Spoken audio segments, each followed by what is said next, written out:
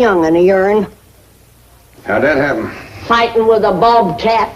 Get hurt? I reckon so. It went limping off on 3 legs. I swear I don't know what I'm gonna do about that girl. Well, the first thing to do is to get her into a dress.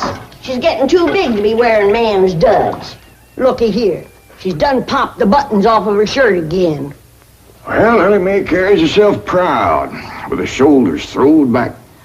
It ain't her shoulders that's popping these buttons.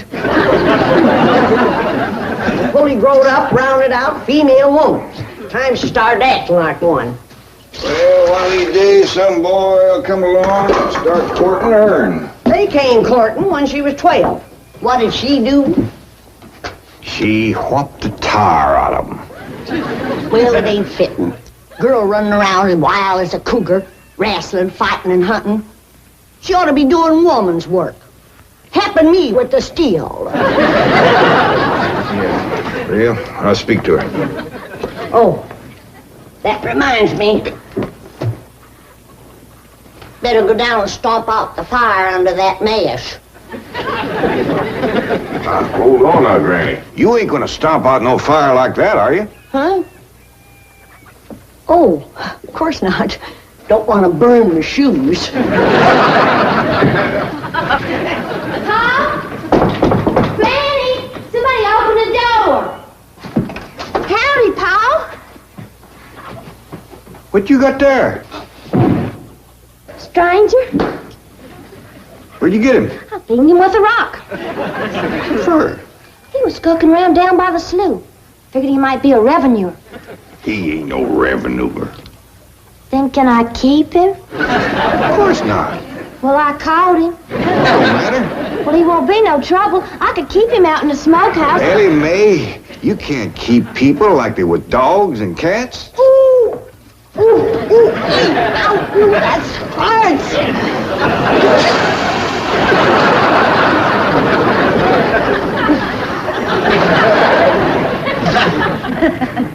Who's that? Some feller Ellie found nosing around. Beanie with the rock so it'd be easier to tote. They're fellas from the petroleum company. What's a petroleum? I don't know. He asked me if he could do some wildcatting down by the slough. I said, help yourself. We're glad to get rid of the critters. What'd he say? Just kind of laughed. But the laugh's on him. There ain't no wildcats down there at that slough. No, it's too full of oil. Oh, what happened? Where am I? This here's the Clampett place. I'm Jed Clampett, my young'un Ellie Mae, and Granny. Granny says you've been doing some wildcatting. There's no need to. Mr. Clampett, that swamp of yours is full of oil. I could have told you that. Well, my company would like to pump it out. Yeah, I like that too, but I just can't afford to have it done. No, you don't understand. You see, you wouldn't have to pay for it. Oh, I don't take favors from strangers. No, Mr. Clampett, you see, you're a very rich man. How big a rock did you bean him with? No bigger than a hedge apple.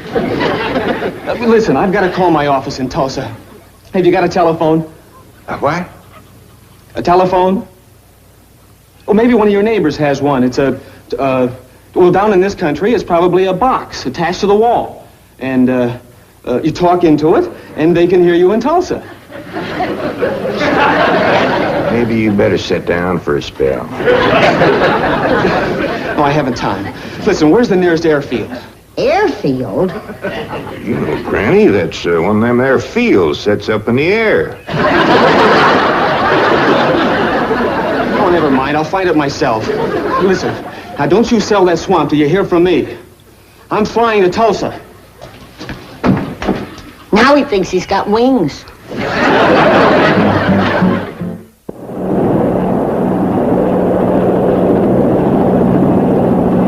There it is, Mr. Brewster. On the tests and surveys, I'd say that's going to be one of the richest pools since East Texas. News like this is bound to get out. Let's go down and get Clampett's name on a deal. Where's the gun? Where's the gun? Oh, there. What's the matter? You ought to see what just flew over Blueberry Ridge. What? The dad-blamedest biggest bird you ever laid eyes on. Probably just an overrode chicken hawk. Chicken hawk, nothing. That thing could make off with a hog. Hurry up, put that gun together.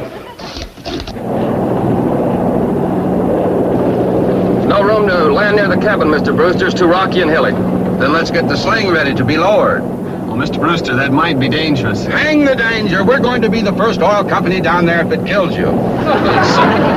Me? Don't worry. If it's safe, I'll follow you. Granny, I see it. Here it is. Land of mercy, look at that. What you doing, Granny? That thing's only got one claw, but dang if it ain't grabbed up a man. Hurry, Po, it's my stranger. Where is it? Just flow over the house. I'll get it on t'other side.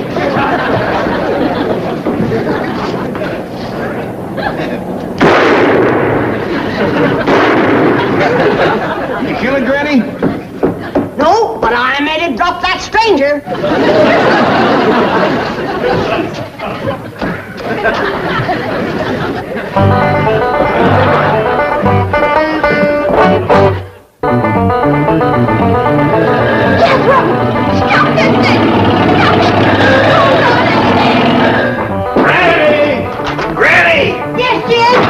Granny, grab a hold of something and hang on. Cousin Pearl and that overgrown son of hers is headed right for the cabin in that old truck. Heaven protect us.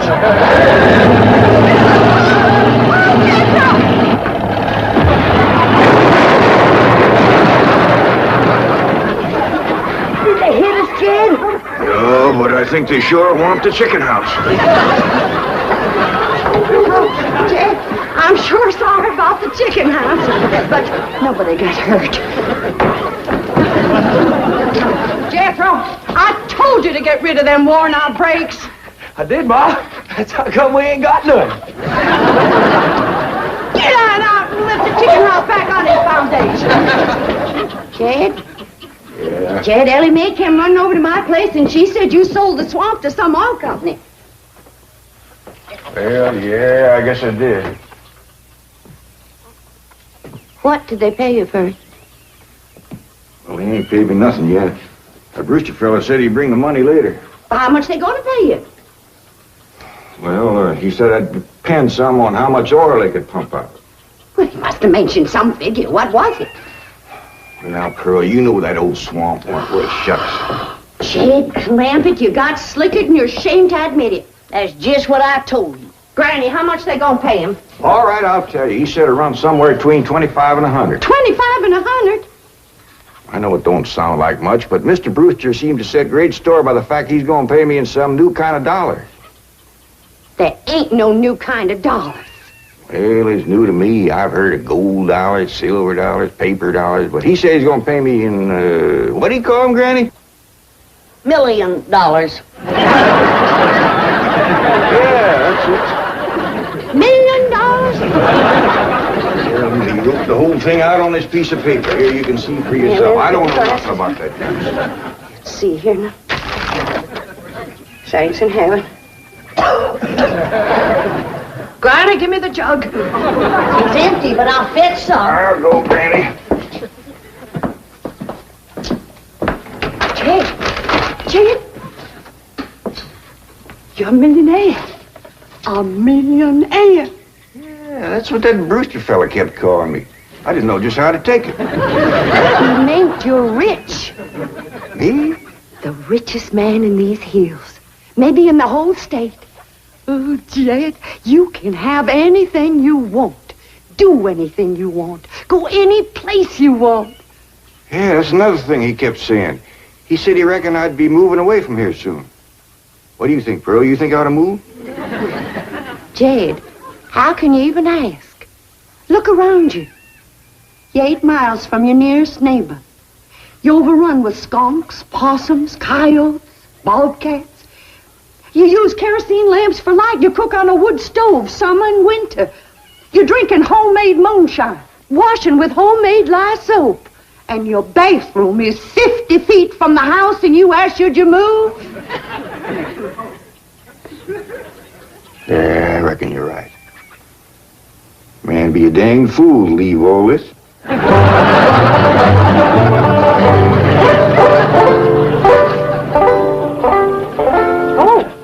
There you are, Jed. You misunderstood me.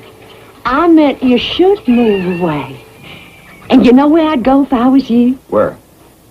California. California?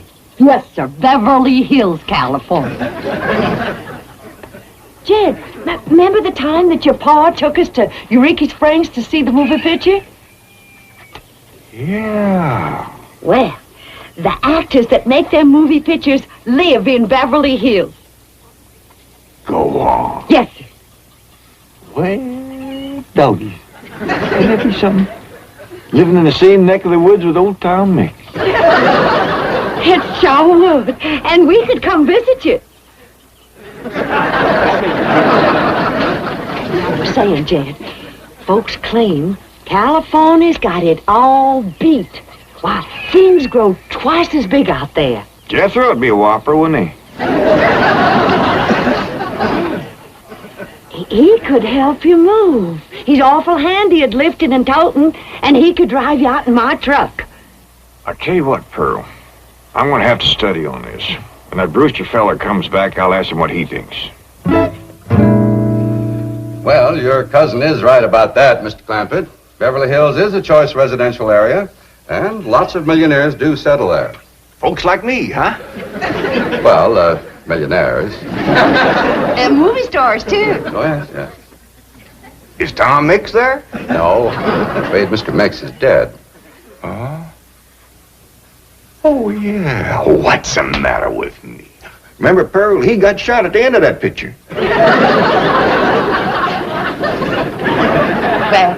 there are plenty other movie stars, and that's where Jed wants to live. Ain't it, Jed? I do like the notion of living in the hills. Never could stand flat country. Mr. Clampett, I think it only fair. That is, well, I think you may have a wrong idea about Beverly Hills. Is that where you live? No, my home is in Tulsa. Well, say, maybe you could get us a place there in your neighborhood. Mr. Clampett, let's not beat around the bush. You will love Beverly Hills. Then that's it. Can you steer Jed onto a good place? No, I can get the bank out there to handle it for him. He'd like a nice big place with plenty of room for his kinfolk to visit him. Is the foreigner staying to supper? I'm ashamed to say I ain't asked him. How about it? Oh, I don't think so. Oh, no trouble. What you cooking tonight, Granny? Mustard greens and possum innards. Mm-hmm. Did you hear that, Mr. Brewster? Very clearly. Want to change your mind? Not this time. Well, if you should happen to come back tomorrow, we'll be having leftovers. That's the thing about possum innards. He's just as good as second date.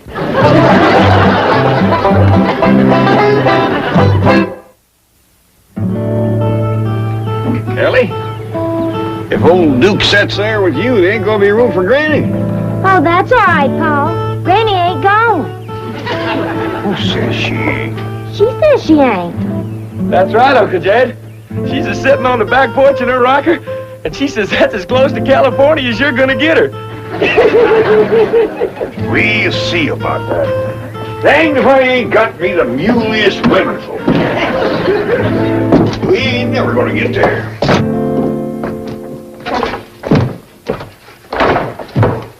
Now, what's all this nonsense about you ain't going to California? Ain't no nonsense to it.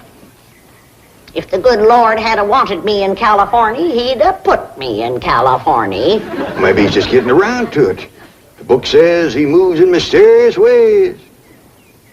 Well, if he moves me, I'll go.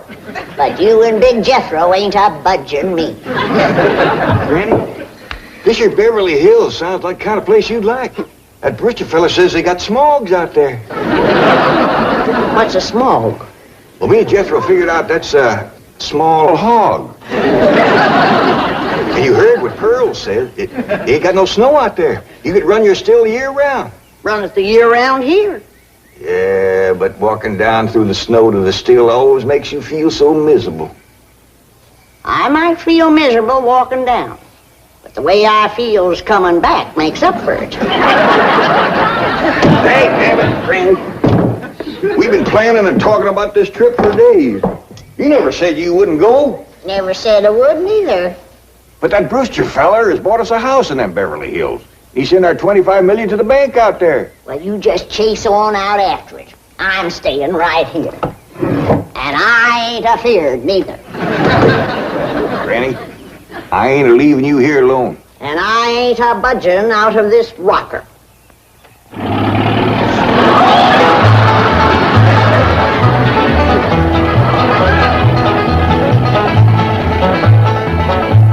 Jethro, what does that sign say? It says Beverly Hills. You hear that, Granny? We're there. They call them hills? Why, we got moles that can push up higher ridges than that.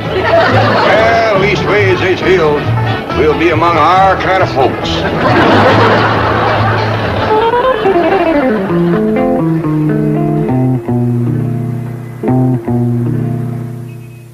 This deposit of $25 million to the account of J.D. Clampett, J.D.? as in Rockefeller, elevates us to third position in capital assets and assures our bank of...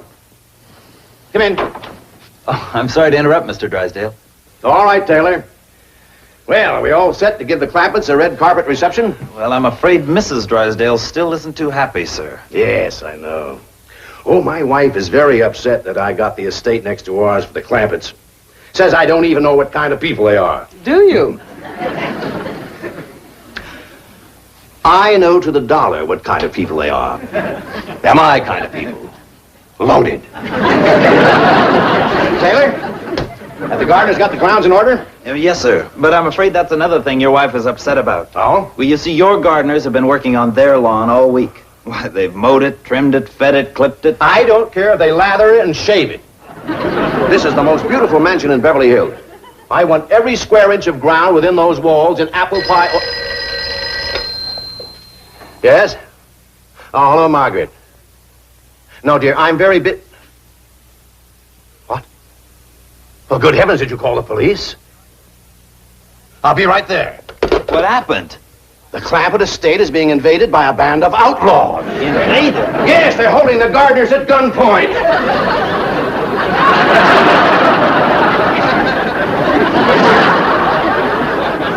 Sure is lucky we come along we did. That's the truth. The way they were slipping through that gate, another 5 minutes and that whole darn prison would have been empty. Jethro, you sure that's a prison?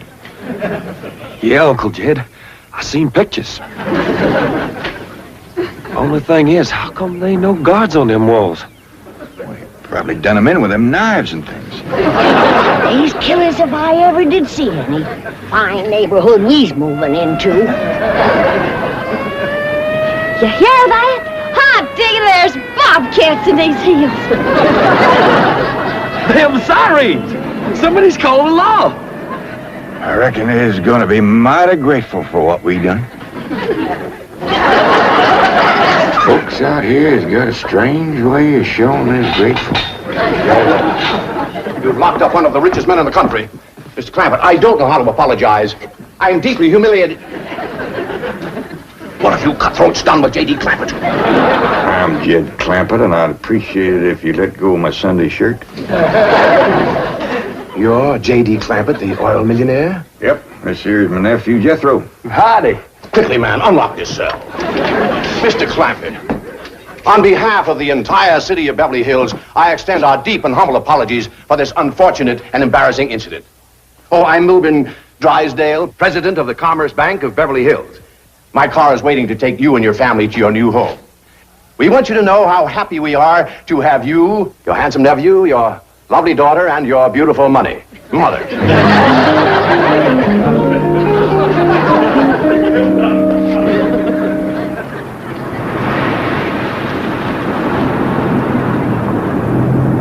Wait a minute!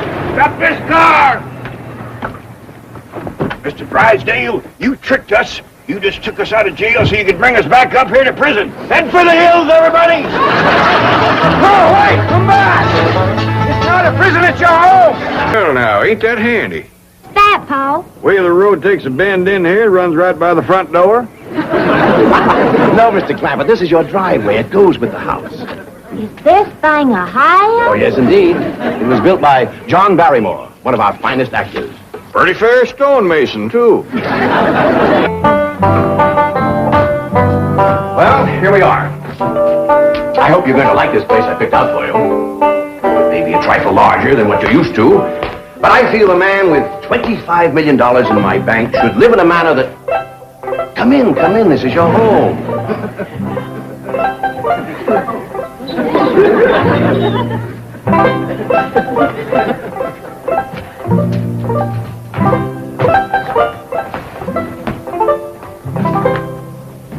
As I say, it may be a bit more than you're used to, but I'm sure you'll be comfortable. Now, my secretary will be over right away to help you with the hiring of servants or whatever problems you may have. She's a very efficient girl, Miss Hathaway. Jed? Jed? Jed? You and Jethro fetching my stove so I can get some victuals to cooking? Oh, you have a beautiful stove.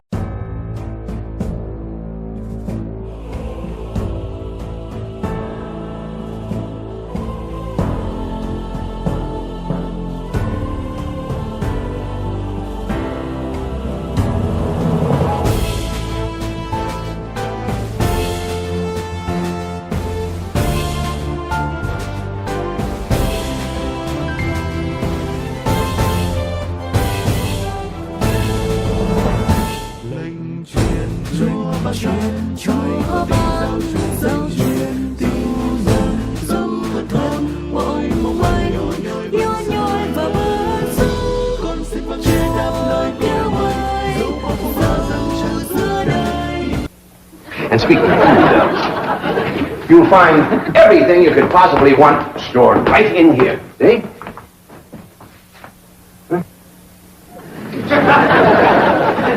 Well, I'll leave you ladies to your culinary delights. Au revoir, bon appetit. Talks gibberish. You set a great deal of store in this here stove, Granny. Well, we'll see. Ellie, you run out and fetch some wood. I'll get a fire to going in here and we'll see. Can I be of any assistance? No, thank you, Mr. Drysdale. We were just talking about Jethro here getting back to school. Oh, well, we have some excellent educational facilities out here, Mr. Clampett. Where do you go to school, Jethro? Oxford. Yeah, you see, Jethro's ma, that's my cousin Pearl. She married an Oxford man, so naturally Jethro, he goes to school there, too. I'm the champion crawdad eater. At Oxford? Jethro put away 3 buckets of crawdads. 4. And he's learned to cipher and everything. Cipher some for Mr. Drysdale. 1 and 1's 2. 2 and 2's 4. 4 and 4's 8. I have to take off my shoes to get any further than that. I'm sure we're thinking of 2 different Oxfords. You see, there's one that's very, very famous and very old. That's where Jethro goes to school. Been there since pioneer days. That's how come it got its name. It's where the oxen used to ford the river. Some folks took to calling it Oxen Ford, and later on got shortened to Oxford. Well, I'll be running. Oh, by the way, here are your keys. My secretary should be over very soon. Well, thank you very much, Mr. Drysdale, for everything you've been doing for us. Oh, it's my pleasure, Mr. Clampett. You see, I'm not only your banker, I'm your next-door neighbor. Well, say, now ain't that nice? Well, now, why don't you bring your missus over tonight for supper, and I'll have Granny whomp up a mess of grits and hog jowl. Well, you see, right now my wife is in Boston. Well, that's too bad. When'll she be back? Not too soon, fortunately. I'll see you later. Well, thank you, Mr. Drysdale. So long. Paul, could I please have the axe? I gotta split some wood for Granny. Fetch it, Jethro. Ain't this place got a wood pile? Not that I could find. But I found a whole row of black old dead tree trunks, pretty near as high as this high. size. Is it kind of big for you to tackle? Well, shucks, no, Pa. They're only this big around, and all trimmed and topped and strung together with the black rope, so as no matter which one you cut, the others keep it from falling. Somebody had a right smart idea there. Just the same, I think I'd rather have Jethro do the cutting. Oh, Pa, Lemmy. Oh, cutting trees and chopping logs ain't no work for a girl. I'm just as strong as Jethro. You ain't neither. I am so. You ain't neither. I am so, too. You want to wrestle? Darn too. Now, here. That ain't no fair fight. Somebody's gonna get hurt. Now, yeah, you see? You're getting too rough. Jethro. A person can get crippled from a hold like that. Get up from there. I can't, Uncle Jed. You turn him loose and get up from there before I take a strap to the boot. Now, here, you get out there and chop down one of them tree trunks and saw Granny some nice logs. Yes, sir, Uncle Jed. Could have whooped you if you hadn't tripped me. Abby, come back here and sit down. I want to talk to you. Whoop them fair and square, and I'll do it again. You won't. That's what I want to talk to you about. Ellie Mae, you're getting too big to wrestle with boys. I ain't as big as Jethro. Big that way, I mean, growed up. You're a young lady now. You gotta start minding your manners and fixing yourself up real nice and wearing dresses. Pa, folks would call me a sis. It ain't sissy for girls to act like girls. You see, Ellie, I raised you like a boy, and I was wrong to do it. I reckon every man liked to have a son, and you was my only young'un. And when your ma passed away, I just decided to turn you into a boy. By the time Granny come to help out, you was too wild to tame. By thunder, you could outrun, outclimb, outfight, and outshoot every boy in them hills. I still can, Pa. It ain't fitting. It ain't right for folks to go against nature. Now look at old Duke. Reckon we could turn him into a cat. Course not. That's right. 'Cause nature made him into a dog. Just the same way nature made you into a girl. Here lately, she's getting more and more positive about it. You mean my years is growing? No, nothing like that. You're pretty. Oh, Pa. I know you don't like it when I say that, but you like it when the young fellas around here come in saying it, and they will. Only they'll probably be using words, fancy words I won't even understand. But Ellie Mae, ain't nobody can ever tell you how pretty you really are, except me. You're the living picture of your mom.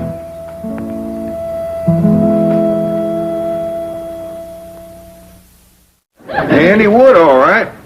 Got a lot of pitch and tar in it. Ought to burn real good. Yeah. That flimsy grate holds up. Granny, this is the top of that tree trunk. You want I should split it up, too? No, just leave it outside. Yes, sir. This place ain't even got a wood box. Yeah, folks don't need much wood out here. Remember what Pearl says? It don't get cold. Yeah, I remember. It might not get cold in the day, but it sure freezes solid at night. How you know? I'll show you how I know. Every bit of food in this here storage bin is froze harder than a rock. Yes.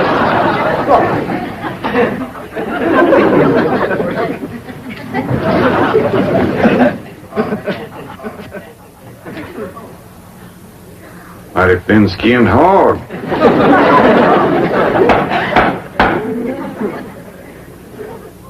But I'll be doggone. Take me 2 days to thaw out that ham before I can ever cook it.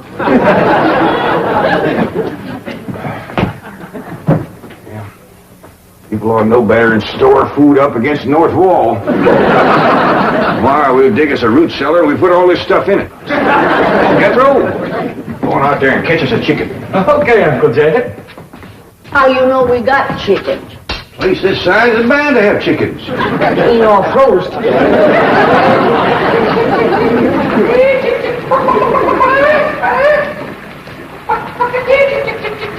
Chick, chick, chick, chick, chick, chick, chick.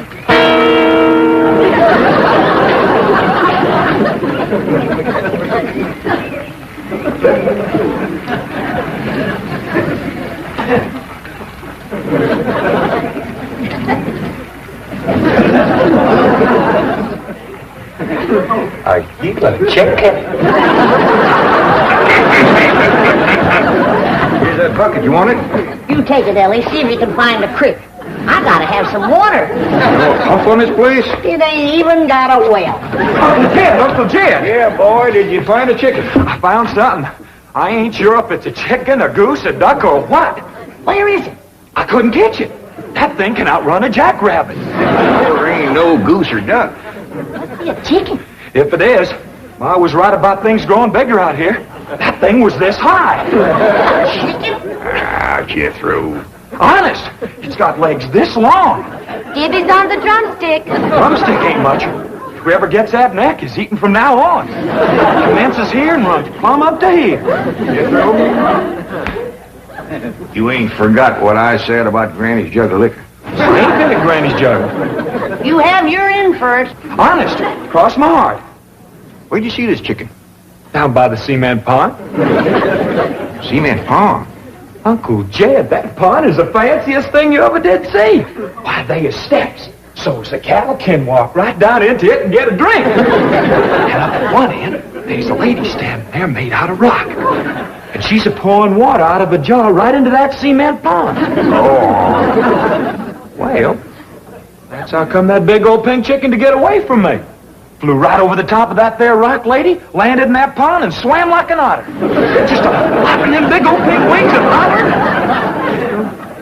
hollering. What color did you say that chicken was? It's pink. Ain't I told you that stuff would stunt your growth? Miss Granny, I didn't touch a drop. You and me is going to the woodshed. Jethro, you swear to be telling the truth? So help me, Jefferson Davis. You take your hat off when you speak of the president. He ain't president no more. I'll have no Yankee talk in my kitchen. Jethro, you and me's going back out there and corner that chicken. Granny, you get your fire to going. Ellie Mae, you sweep up out front and keep your eyes open for that Miss Hathaway. I'm counting on her to take you in hand and get you in the right kind of clothes. Come on. You there, young man. I ain't a young man, but I sure do thank you for thinking so. Good heavens, you're a girl. Yeah. I'm Jane Hathaway, executive secretary to Mr. Drysdale. And you, I take it, are a domestic of some sort? Cleaning girl, housemaid? Just what are your duties with Mr. Clampett? Well, he sent me out here to sweep up. But he said you'd take me in hand and get me in the right kind of clothes and everything. Indeed I shall. We have a complete servant's wardrobe from chef to chauffeur. Come with me. What in the name of Thomas Chippendale is this? Has Mr. Clampett seen this disgraceful and unsightly mound of debris? Oh, yes, ma'am. This is all his. Oh, what charming antiques. Just like you said, Jethro. Rock lady pouring water into a cement pond. Yes, sir. And over there's where I seen that great big pink chicken. Only thing is, it don't sound like a chicken. It makes a kind of hollering noise.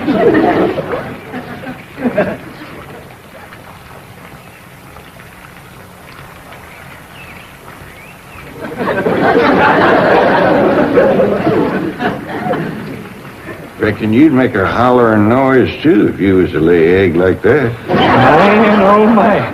That's what I call an egg. And you won't have to worry about food now. Wait till she cooks this.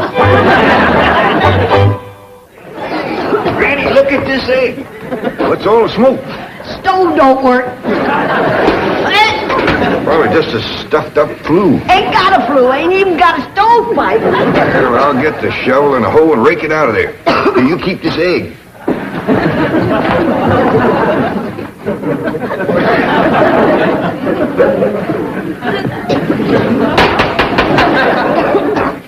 Just like everything else out here. Froze solid.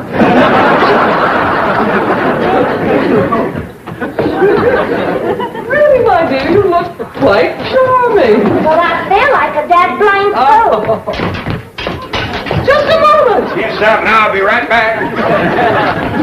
Oh, that was my Pa. I take it he's a gardener. Oh, yes, ma'am. Pa just can't wait to commence gardening. Apparently. However, as though I admire his enthusiasm, I must forbid him access through the main entrance. Now, tell me about the rest of the staff. Is there a chauffeur? A what? Someone who does the driving. Oh, yes, ma'am. That's Jethro. Of course, I don't reckon he can stay around very long. He's got to get back to Oxford and go to school.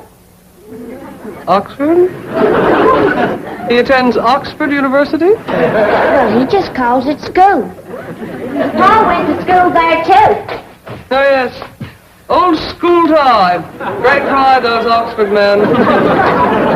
Sorry I couldn't stop before. Granny was having trouble in the kitchen. Pa, do I have to wear this here stuff that Miss Hathaway... No, there can be no appeal from Mr. Clampett's orders. Thank you, ma'am. Glad to see you taking a firm hand. Ellie Mae, that's right pretty. Makes you look taller. She's got me walking on pegs. We'll run in and show Granny. And get rid of those old clothes, dear. Granny, I presume, is the cook. Yes, ma'am, but she ain't too happy about it right now. I shall deal with her directly. Now, let's see. Maid, gardener, cook, chauffeur. Oh, I understand Jethro is an Oxford man. You bet he is. I'm quite anxious to meet him. Don't blame you. Fine-looking young feller. Single, too. And he's on the lookout for a girl. I'm only interested in the intellectual rapport which I would naturally have with an Oxford man. I presume he went to Eton as a boy. If I know Jethro, he went to Eton the minute he was born. Yes, of course. I suppose his father matriculated him. I kind of think maybe it was his ma. Oh, well, no matter. At any rate, he's an Eton man. That he is. Matter of fact, Jethro won the Eton championship. How marvelous. What was he champion of? Eton. Yes, I know. But what was it? Cricket? Oh, no, it was crawdad. I don't think even Jethro'd eat crickets. I was referring to the game of cricket. Jed, where's the axe? I'll bet you, Granny. You talk to Miss Hathaway. And just why does Cook need an axe? I've hit this with everything I could lay a hand to. I even whomped it with an iron skillet. You are supposed to hit it with a croquet mallet. All right, where is it? I don't think I'll tell you. There is a time for work and a time for play. Now then, what are we cooking for Mr. Clampett? Well, I don't know what you're cooking him, but if he wants any victuals from me, somebody better shoot a possum. Possum? You got a better idea?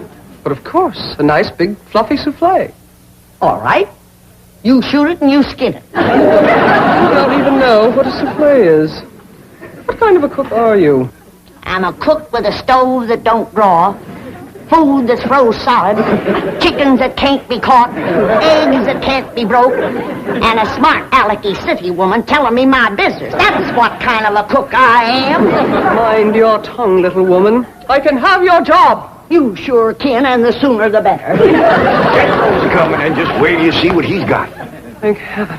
Now I can have an intelligent conversation. Look, Granny, I got that big chicken. I hope it ain't as tough as its egg. That is a flamingo. Oh, no, ma'am. That's my nephew, Jethro. Jethro, say hello to Miss Hathaway. I didn't mind him. This is the big dangest chicken you ever did see. You go to school at Oxford? Yes, ma'am. I'm in the 5th grade. Stop dragging and wring that chicken's neck. Ellie Mae! No, stop, you barbarian. Don't harm one feather of that beautiful bird. I've taken just about as much as I'm going to take from you. Yeah, Granny. Ellie, you get the fire going under the big kettle outdoors. Young lady, where is your maid's uniform? I ain't going to wear. Oh, yes, you are. No, I ain't. Oh, yes, you are if I must subdue you forcefully. I wouldn't try that. Trying to tell you. I'll set on her, Ellie. You get the fire to go. Now, here, Granny. Come on, let her up. Get off of her. You are discharged. All of you. That Fired! I am the most incompetent, insubordinate, belligerent group of domestics it has ever been my misfortune. Away! Ah, Chief, you're just in time to help me take disciplinary action. You're fired. I've already told them. Not them, you. These people are the Clampetts. Clampett? Yes, that's right. Now go back to the office and pick up your severance pay. You are through. Now, Mr. Drysdale, hold on a spell. I reckon there's been a kind of a misunderstanding. But this little lady's been a right big help to us. Why, she fit in just like one of the family. Matter of fact, her and me is going out hunting. Ain't that right, Miss Hathaway? Yes, and...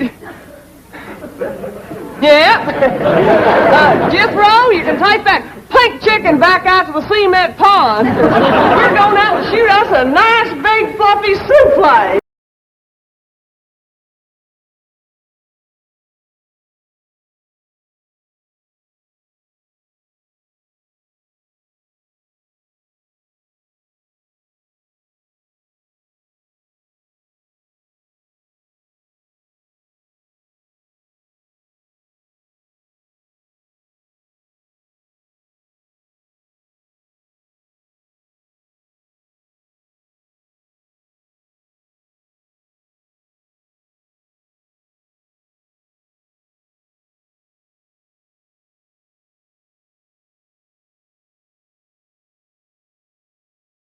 In pieces like that when we moved in. Yes, sir. No, it's supposed to be like that. It was made that way. It's been like that for 200 years. 200 years? Hey, this house is older than it looks. Jethro! Oh, I plumb forgot. Granny wants to see you. Skedaddle. All right, Uncle Jed. Nice boy. His ma, my cousin Pearl, give me the notion to move out here. Well, I'm most grateful to her. Oh, but first, I wanted to explain about this priceless crystal chandelier. It was designed and made for Louis XV, hung in the Hall of Mirrors at Versailles. Napoleon Bonaparte planned campaigns with the light of that chandelier. Talleyrand used it. Wellington, Disraeli, Bismarck, Wilson. Mr. Drysdale, we're just plain folk. We don't mind a few things being secondhand. Getting back to my cousin Pearl, she's looking after the old home place for me. You ain't never seen my family home, have you? No, I haven't, Mr. Clampett. It's a dandy. Yes, those southern mansions are beautiful. I suppose it has the large white pillars. It did, but we bring them along and put them on the beds out here. No, you see, I was referring to wooden pillars. Oh, I ain't never slept on one of them. We had everything first class back home. Sure hope Pearl's taking good care of that place.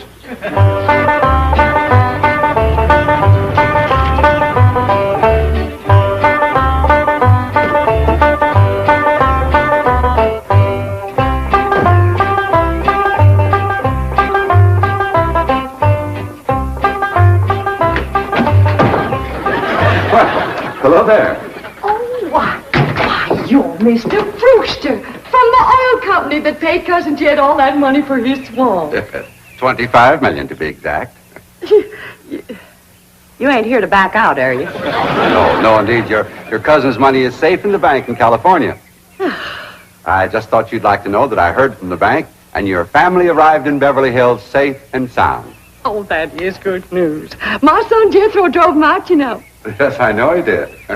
Oh, I have something here from the bank. I think you'll enjoy it. For me?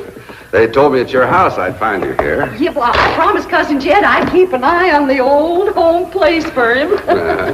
It's a long trip from my house, but I'm glad to do it for Jed. That's nice of you. Yeah, well, you know, can I help you look for that money? What is the money? It's pictures of the estate that Mr. Drysdale, as president of the bank, purchased for him in Beverly Hills. Oh. This is now the Jed Clampett estate. Land to mercy, look at that. Why, it's bigger than the state capitol. Quite a change from this place, all right. What in the world is that? Oh, that's the swimming pool. Swimming pool? Yes, quite ornate. Oh, my son Jethro's gonna like that.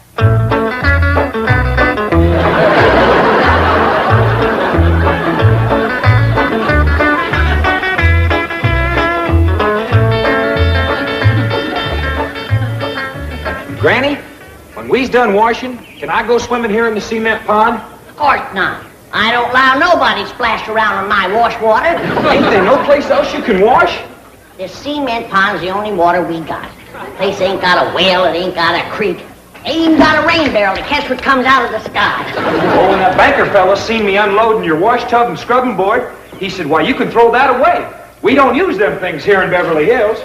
Now, you listen here to me, boy. I don't care how other folks live in Beverly Hills, but us Clampetts is gonna be clean. Yes, ma'am.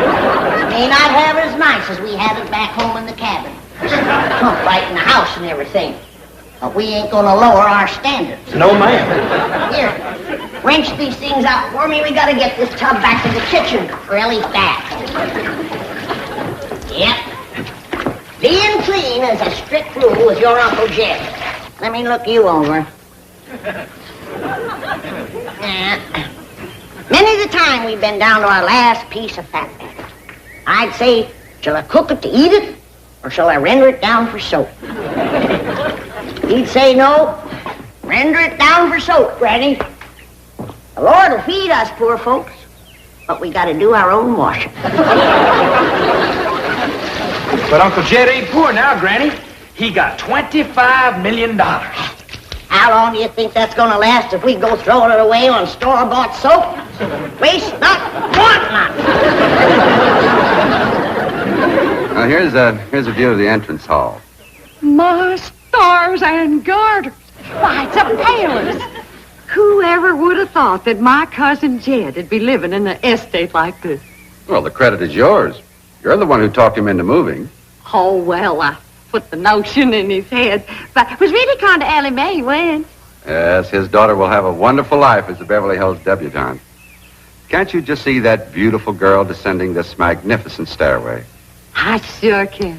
Oh,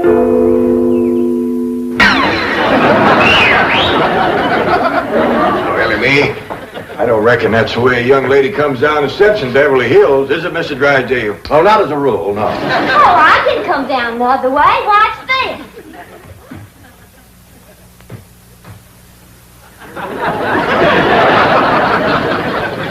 How's that? Well, that's not exactly what I had in mind. Well, show me. No, my secretary will show you. Oh, she's in town doing some shopping for you. Oh, what's she getting me? Well, now, that's going to be a surprise, Ellie, but it's some things you've been a-needing, and they're going to be pretty, and you're going to like them. Things I've been a-needing? A set of muskrat traps. A three-blade frog sticker? Nope. A ready-made slingshot. Now, Ellie, you way off the track. Now, you wait till Miss Hathaway gets here, and you'll see. Yes. Well, I'll be pushing along to the bank. This mansion of his has 32 rooms and 14 baths. 14 bathrooms? Yes. A sunken marble bathtub. I can just see Ellie Mae having herself a bubble bath in there.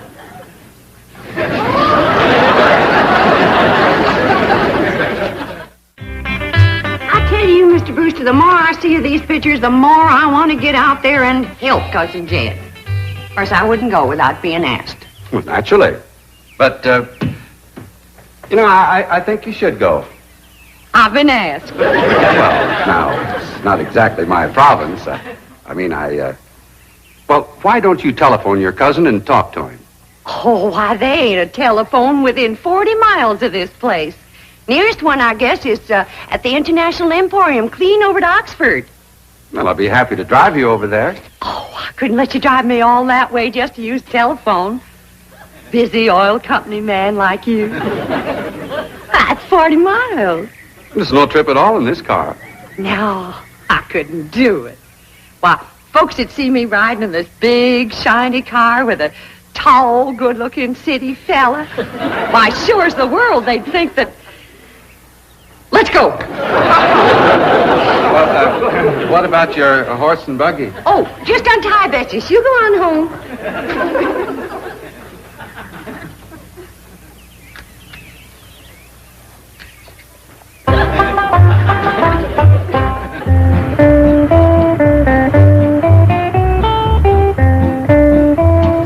And here is Miss Hathaway.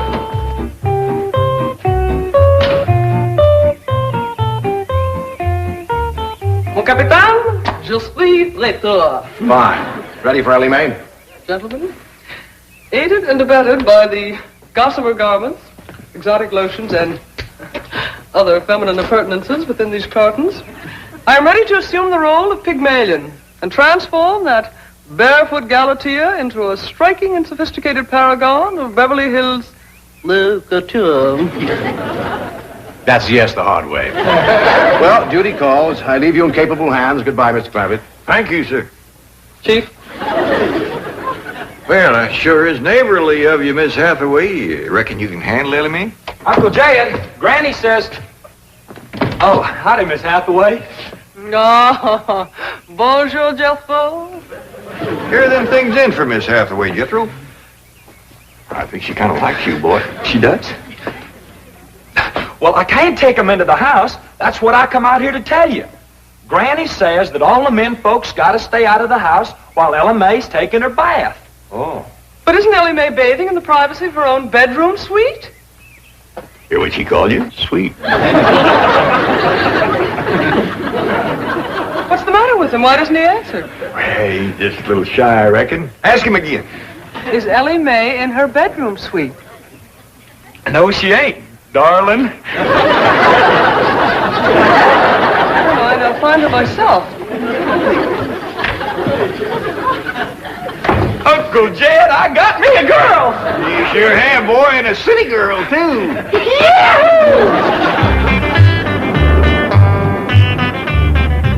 Some city girls I were about. Jethro's such a good-looking boy. Every girl in the 5th grade was after him. I hardly think anything serious can develop between boys and girls in the 5th grade. Oh, I don't know. So far this year, there's been 3 couples out of Jethro's class get married. Married? 5th grader? Parson's nearly as busy in that school as the teacher. That's amazing.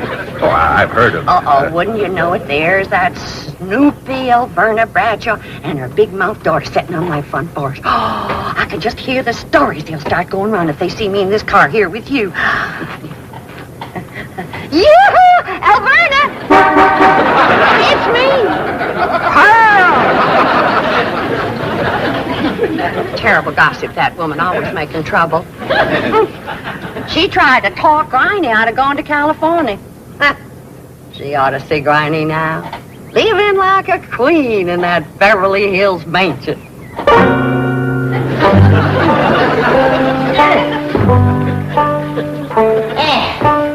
I should have listened to Alverna Bradshaw and stayed home. And had a pump right in the house. Didn't have to tote water a quarter of a mile. Oh, you ready to get rinsed off, Ellie? Well, not yet, Granny. Should have washed my hair. No, you better wait till I can catch some rainwater. That pond water smells like it's got medicine in it. I wondered why there's no fish in that pond. Yeah, I reckon that water killed them fish. But don't you worry. My lye soap will kill anything that killed them fish. Have you seen... What in the world's going on here? Well, there's a bath going on. That's what's going on. Howdy. But I don't understand. Well, then somebody ought to explain it to you, city woman. You see, first you heat some water. Then you put it in a great big tub like this. You put some soap in it, and then you get in it, and you start to wash, and that's what you call a bath. Granny, you don't have to do this sort of thing in Beverly Hills. Don't you listen to her, Ellie. Ain't you ever heard that saying that cleanness is next to godliness? But of course, John Wesley said that. And I bet he didn't live in Beverly Hills. Here, Ellie, dry yourself off with this nice big bath towel. That's my girl. I'll rinse off that old lye soap. Lye soap. Did you say lye soap? That's right. I make it myself. But that will ruin this beautiful girl's delicate skin. I've been washing with it for 72 years. Look at my skin. It's like leather. Yeah. Nice, ain't it? Granny, I hope you will forgive my momentary bewilderment at this primitive form of ablution, but please let me explain. Well, first explain what you just said. Well, Ellie Mae has a beautiful big bathtub upstairs. Upstairs? It was hard enough carrying the water in here. I ain't gonna tote no water upstairs. You don't have to. There's a big, beautiful... Haven't you been upstairs? No. Jed said that probably belonged to somebody else. Ain't that right, Ellie? Yeah. Paul said he heard tell that folks sometimes live one family right on top of another. But that's only in apartment houses. This entire house belongs to you. And each one has his own individual bedroom suite. Come along and let me show you. And also the lovely things I brought from town. Well, you go ahead. I'll be up directly. What all did you bring from town? Everything, Ellie. Everything from chapeau to pumps. Pumps! Praise the Lord. Now I won't have to tote water. Get through? Yeah, Uncle Jed? Now, you're going to be keeping company with a girl. Is there any questions you like to ask me? What kind of questions? Oh, about girls. How much you know about girls? They softer than boys. Yeah, I reckon. Generally speaking. And they shorter and rounder. Yeah? And the hair's longer and it smells sweet when you snuggles up to them. Oh, so you've been doing some snuggling, have you? I've done more than that. Yeah, I reckon you better tell me about it. Who was she? Prettiest girl in the hills. Big Mouth Bradshaw. Well, Verna's girl. I heard tell she's kind of fast. Is she ever? Uncle Jed, I was walking past the cabin, and Big Mouth, she calls out the window to me. She says, "Howdy, Jethro." She says, "My ma's just made a big batch of cookies. Come on in and have some." And I says, "Sure your ma won't mind?" And she says, "Ma's gone, and so's Pa. I'm here all alone." Well, Uncle Jed, I was in that house before you could wink an eye. Can't say as I blame you. No sooner was I inside, the Big Mouth, she puts a music record on the phonograph machine and commences to sashaying around, a twisting and a turning. Dancing? Yeah, I reckon so. Anyway, she says, "Put your arms around me, Jethro, and I'll teach you the two-step." What'd you say?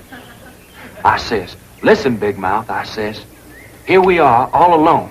Your ma and your pa gone, and you think that I'm going to waste my time dancing?" I says, "Not me, sister. Bring on them cookies."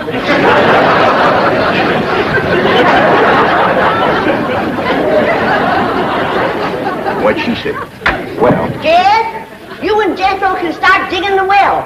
That city woman brought us some pumps. That's fine, Granny. We'll get right to it. What'd that Bradshaw girl say when you said bring on them cookies? Well, she just held up them cookies like this here. Kind of blinked her eyes at me and said, "Jethro, which do you think it tastes sweeter? These here cookies or my lips?"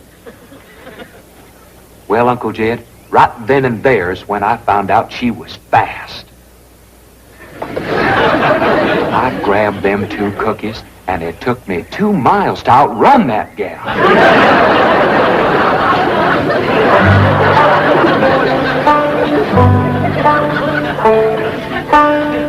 Jethro, on one of these days, you and me's got to have a long talk.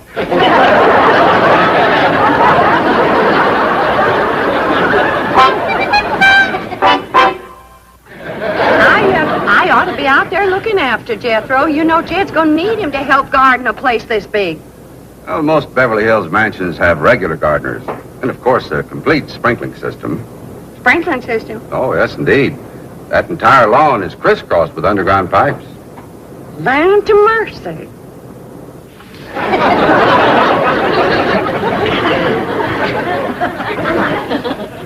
By thunder, Jethro, there's water all over this property. Ain't too deep, neither. I know. Should I commence to digging? Well, now, let's get as close to the house as we can. That way the pump won't have so far to pull. Clampett? Jethro? Oh, here comes your sweetheart. It's Clampett. I cannot handle that daughter of yours. What happened? I opened that box of beautiful clothes, turned my back for a moment, and she bolted like a wild colt. I was afraid this would happen. Where is she? She's up there. I'll go right up and talk to her. Jethro, have you been upstairs yet? No, ma'am. Then you've got a surprise coming to you. What is it? Your sweets. So are you.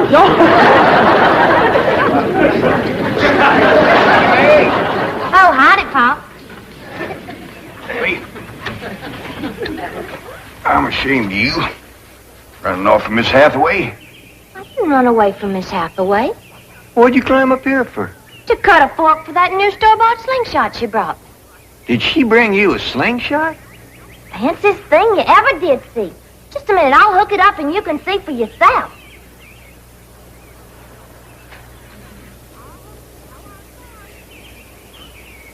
Look at that. Doggone. A store-bought, lace-trimmed, double-barrel slingshot. Ain't it a doozy? I don't know how good I can aim it, but it'll sure throw a heap of rocks. I tell you, Granny, there's so much water here, you could shoot a load of buckshot in that ground and bring up a dozen springs. I'll be right back.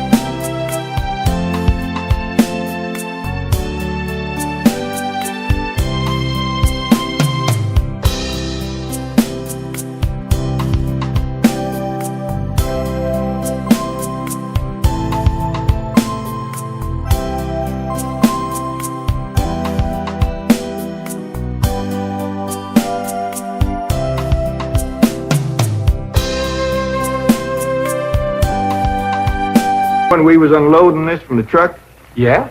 he says to me, what's that? I said, that's still for making corn liquor.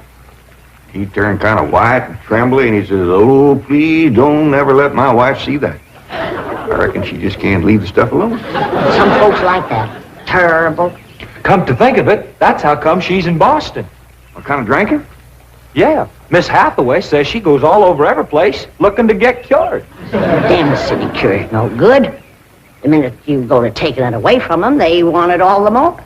I could cure Mrs. Drysdale of her drinking in 2 days. Oh, Granny. I just telling her she could have all she wanted. When they find out you don't care if they drink, they don't care to drink.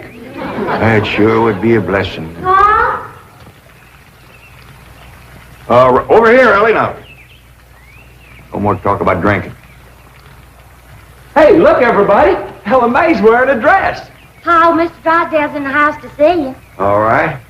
My, ain't she pretty? Yeah. But, Ellie, you're showing too much bare heart. Well, that ain't her fault, Granny. She just got the dress on backwards. Ellie, honey, put it on the other way around. All right. Hold it. Hold on. What kind of a dress is that? Well, Miss Hathaway says it's a California sundress. Wouldn't let no son of mine wear it. Daughter neither. Granny, you'd best get her into something decent whilst I talk to Mr. Drysdale. Mr. Drysdale's office, Miss Hathaway speaking. Boston. That must be Mrs. Drysdale. No, don't put her on. She'll only make my life Mrs. Drysdale. How are you? How are things in Boston? Oh, the doctors here are just as silly as the ones in Beverly Hills. They insist there's nothing wrong with me. They've got me so depressed. I just had to call and talk to my darling. Are you taking good care of him? Oh, yes. As a matter of fact, he's stretched out on the sofa right now having his nap. How sweet. Well, the moment he wakens, you take his temperature and give him some of that blue medicine. What? He's waking now? Oh, marvelous. Put him on. Tell him Mumsy wants to hear his sweet voice.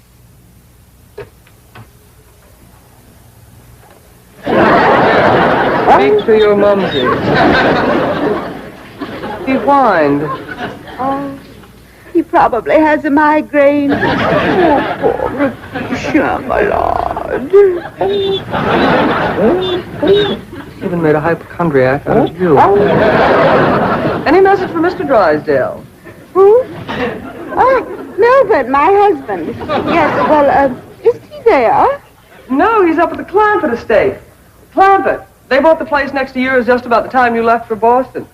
I don't find them listed in the first families. You tell Milburn not to mingle with them socially until I've had a genealogical check run on them. We don't want riffraff living under our very noses. For pain, one swaller. Don't open near fire. I'll be right in, Mr. Drysdale. Thank you, Willie Mae. Granny, this is quite an array of medicines you have here. Yep, them's all the remedies I made myself. I wish you'd make something to help my wife. She's a terrible hypochondriac. Oh, what's the hypochondriac? You run along now. I'll join you directly. There she goes from doctor to doctor to doctor. Well, I reckon the doctor can't help what's ailing her. Of course they can. It's psychosomatic. But she insists on prescriptions. Oh, I wish you could see our bedroom. Bottles all over the place. I plead with her. I hide the stuff. She always finds it or gets more. You think that's a lot of bottles? You should see my wife after a trip to the pharmacy. Why, she's so loaded she can hardly stagger up the stairs. Sit down, Mr. Drysdale. Set yourself. And she has a dog. A perfectly healthy poodle. Now, would you believe that she Don't tell me. laps it up just like she does? Lord, love. You're sure toting a heavy burden. Now, maybe I can help you. Now, if she was to think that every time that she was to... You can just wear that barrel till your clothes get dry. What happened to Jethro? Get too close to a skunk? He jumped in the pond with his clothes on. Mr. Drysdale, I'm sorry to kept you waiting. Did Granny tell you about her complaints about the kitchen? Jed, I'm ashamed to mention my piddling troubles to a man bowed down with the misery he's got. You know his wife.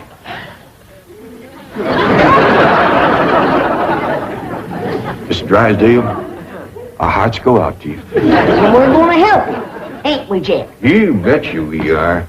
Man serves a poor purpose in this world if he can't help his neighbor. Oh, you're very kind, but I'll manage. I've been living with it for years. Have a nip, it'll brace you up. Oh, no, thank you. I never touch it. You hear that, Jed? Poor man. He's got all the trouble and none of the fun.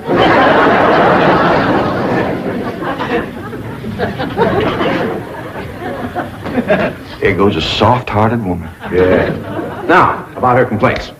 Oh, yeah. Well, for one thing, that electric meat grinder has been giving Granny a heap of trouble. Electric meat grinder? Yeah, listen right here in the dish trough. Oh, it grinds the meat all right, but then you can't find it. It goes down that pipe. Granny lost 2 squirrels and a rabbit in that thing. That's a disposal. You only put things in there that you don't want. Now, Mr. Drysdale, that ain't altogether true. Granny sure one of them squirrels and that rabbit. And another thing, this here sideways pump don't work at all. We must have carried in a barrel of water to prime that thing, but it don't work. Oh, there's another thing. Every once in a while, this little thingamajig here makes a ringing noise like that. There it goes again. Well, that's the telephone. Someone's calling you. I don't hear him. They're calling you on the telephone. Say hello into it. Hello. You have to lift the receiver first. Now say it. Hello. Mr. Clampett? He said my name. Can he see through this thing? No. Mr. Clampett, may I please speak to Mr. Drysdale? Well, they sure can see, or else how would they know you're standing here? That's my secretary. She knows I'm here. Yes, Miss Hathaway. Mr. Drysdale, I have some messages. But I'll be doggone. Granny! Ellie Mae! Come look what we got! The Clampetts have just discovered the telephone. Hey, folks, Mr. Drysdale told me what y'all was up to. You can't talk to Ma on that thing. Well, Well, look who's getting too smart for his britches. Too big for him, too. Mr. Drysdale says we can talk to her. Yeah, you think you know more, Mr. Drysdale? Well, I know mine got no telephone. Excuse me, call operator. You sure spoil things. And who asked you to butt in? I get it. I know what to do when it does that. Hello? Yeah, he's here. Well, for goodness sake. Well, sure. Well, howdy there, Miss Drysdale. Let's hear it. Margaret. Oh, how wonderful. What? Man?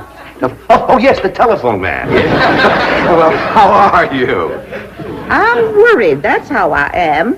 I'm afraid, Milburn, that you've let the wrong kind of people move in next door to us, and I'm dreadfully upset.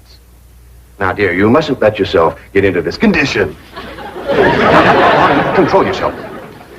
No, dear, you mustn't come home yet. No, not until we get them in shape. I mean, get you in shape. You know, I will wait until you're cute. Milburn, I want to meet the Clampetts as soon as possible. Now, when will that be? What about Christmas? Next year. Milburn, this conversation is making less and less sense. Now, I want the truth about the Clampetts, or I'm flying home immediately. Now, Margaret, please control yourself. I don't want you flying. No, please, dear, please, stay on the ground. Dear, why don't you lie down and take a sedative? And I'll call you from the office. Goodbye. I'm sorry, my wife. We understand. Well, I'll see you later. Keep your chin up. Poor man. Don't it just tear your heart out? He is so ashamed of his wife, he don't even want us to meet her. What he says, she won't be cured till Christmas of next year. You gotta help me, Granny. I still say I could cure Mrs. Drysdale in 2 days. Sure be worth a try if we could get her out here. Kid, misery loves company. And if that poor miserable woman thought that she had a drinking friend living next door. Granny, you ain't ever down more than a thimbleful in your whole life. I know, kid. But it'd be worth a little white lie to help a neighbor and save a marriage. But how?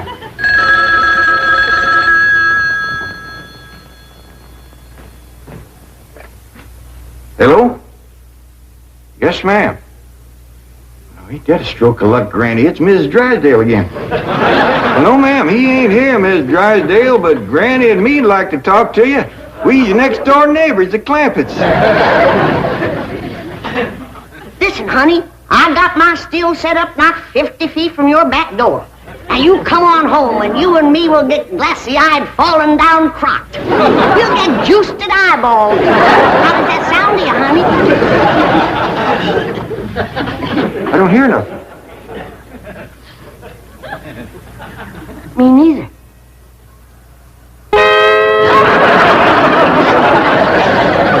What do you mean my wife's on her way from Boston? The message I got when I tried to put through your call. She's on a jet, right? Never mind the grisly details. Oh, I am ruined. If Margaret gets one look at those hillbillies next door, she'll leave me. Get my psychiatrist over here. Move over, Claude. I need this more than you do. You don't need your psychiatrist. You're looking at the dark side. There is a bright side. Of course. Your wife is an intelligent woman. She'll see that underneath that rough exterior, the Clampetts are basically fine people. Why, she may even help them to get socially acclimated. You're right. I don't need my psychiatrist. You do. Your wife will take... My wife, through whose aristocratic veins flows blood the color of bluing, considers anyone whose ancestors did not arrive on the Mayflower immigrants. She does make rather a fetish at the family tree, but... But nothing. I'm stuck. Now, I'm either going to lose my wife or my largest depositor. That's what makes the whole thing so difficult. You know, I like the Clampetts, but I love my wife. Isn't life weird? She's a snob. She's a hypochondriac. She's not young and beautiful, but I love her. And now I do need my psychiatrist. Now, Mr. Drysdale, as we used to say at Vassar, que tout est bien, tout est courage will light your path. Yes, I know what I have to do. I'll go to the airport.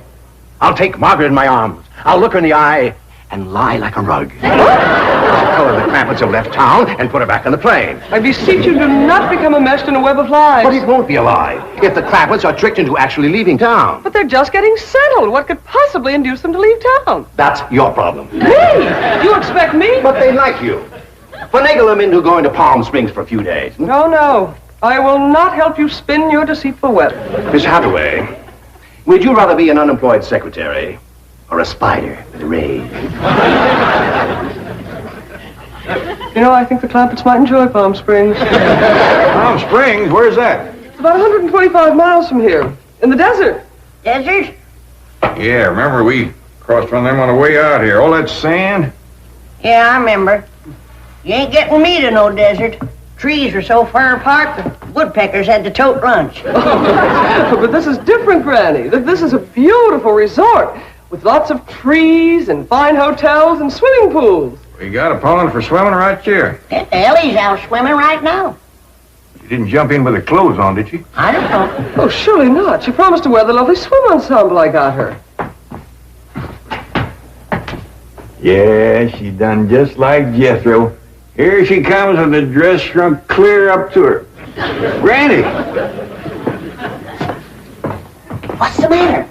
All her hair come out. What? It's true. Ellie lost her beautiful hair. Heaven help her, she's bald as an eagle. Ellie Mae, take off your bathing cap. Oh, praise be. All right, but Ellie, you hadn't ought to went swimming with your clothes on and shrunk up that nice dress. This ain't a dress, is it, Miss Jane? No, dear, it's a beach jacket to wear over a bathing suit. Ellie Mae Clampett. Cover up your nakedness, child. That's the way everyone goes swimming out here. It's perfectly proper. Well, you wouldn't catch me in nothing like that. Me neither. Mr. Clampett, how would you like for a member of your family to become Princess of Palm Springs? What? They're holding a beauty contest at the Springs this week, and someone in this very room has the face and the figure to win. When the judges see her in a bathing suit... I told you I ain't putting on no bathing suit.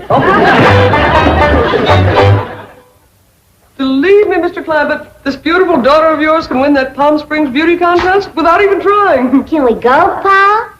I'm sorry, Ellie Mae, but I just don't cotton to the notion of a bunch of strangers gawking at your bare limbs.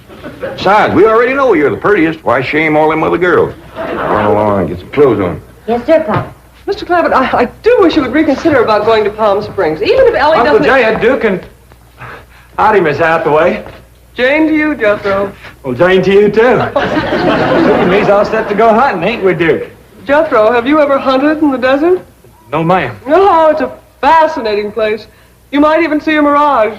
If there's one there, old Duke will tree it. He's the best hunting dog there is. Well, you'll love hunting around Palm Springs. You'll all love Palm Springs. They have wonderful hotels. Have you ever stayed in a beautiful hotel suite? No, I ain't, darling. Granny, let's you and me go and leave these two lovebirds alone. No, wait, please, let me take you all to Palm Springs. Well, I'll tell you what. Why don't you take Jethro and Ellie Mae and me and Granny will stay here? Well, but then Mrs. Drysdale would see. I mean... Is Drysdale coming home? Is that why you was trying to get us out of town so we wouldn't meet her? Yes, that is the reason. I'm so ashamed I could die. Well, now, don't go to crying about it. The way I look at it, ain't nobody got a right to be ashamed of nobody else. Good Lord made us all, and if we's good enough for him, we sure ought to be good enough for each other. I'll tell you what, if this means so much to you, we'll all pick up and go to them Palm Springs with you. Oh, bless you. Mr. Drysdale will be so happy. I'll go help Ellie Mae pack.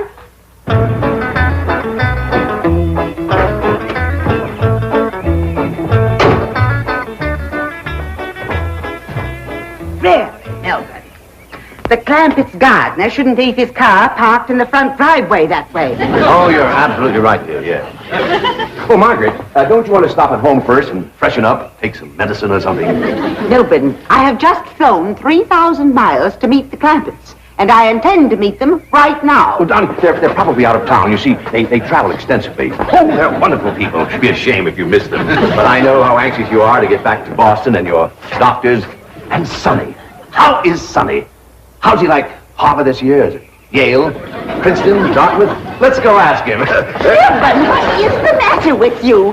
Milburn, let go. Let go, you hear me? Let go, I say. Let go. Have you gone mad? Let go, you beast. Step aside, lady. I'll shoot it.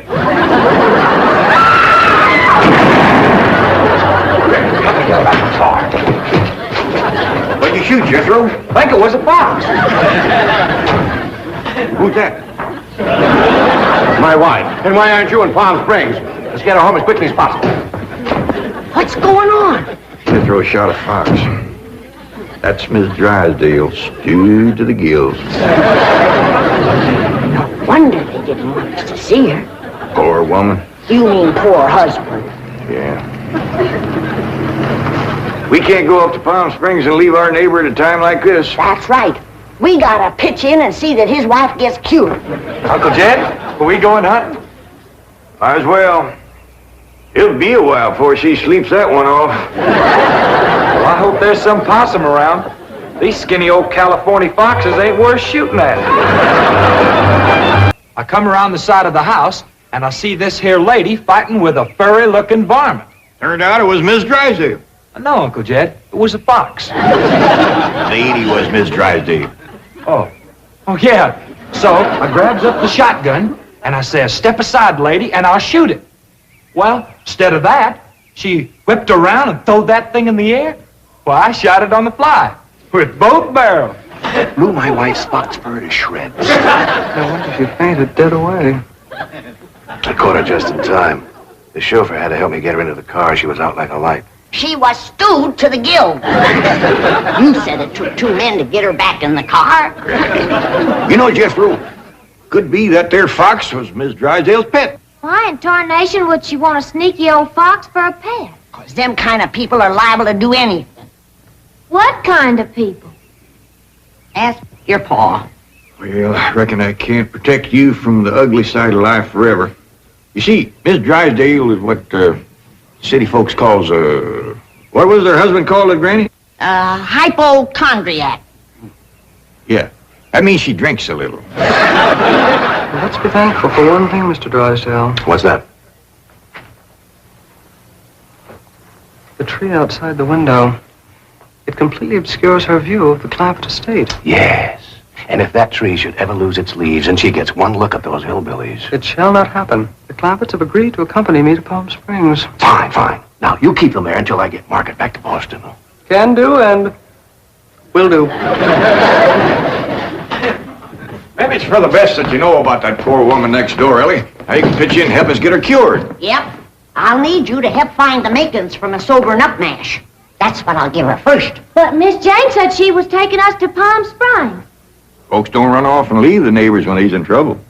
What are you going to need for your sobering up mash, Granny? Well, most of the stuff I got.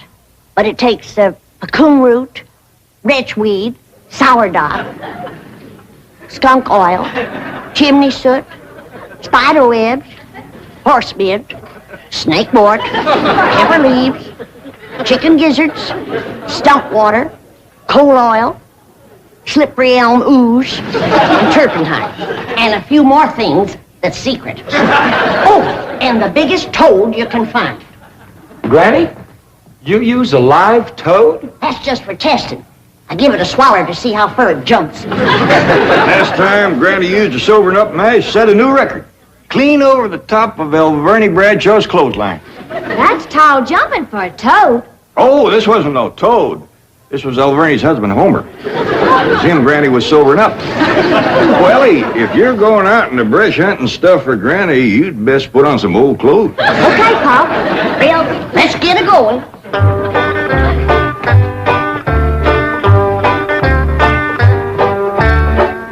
Oh, I pert near forgot.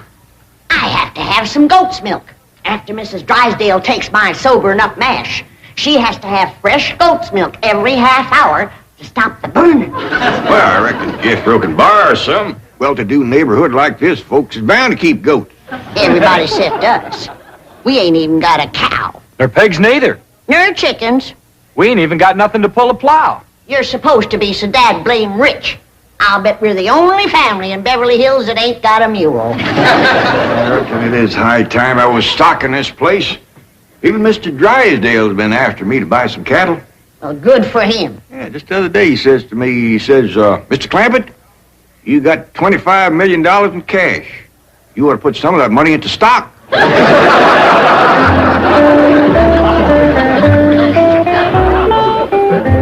Well, we better get busy now if we're going to find... There goes that music again. Jethro, did you ever find out where that's coming from? No, sir, I didn't. Every time I went to looking for it, somebody always come to the door. This time I'm gonna find it for sure. Yeah, good hunting. Me and Granny will be figuring out what stock to buy.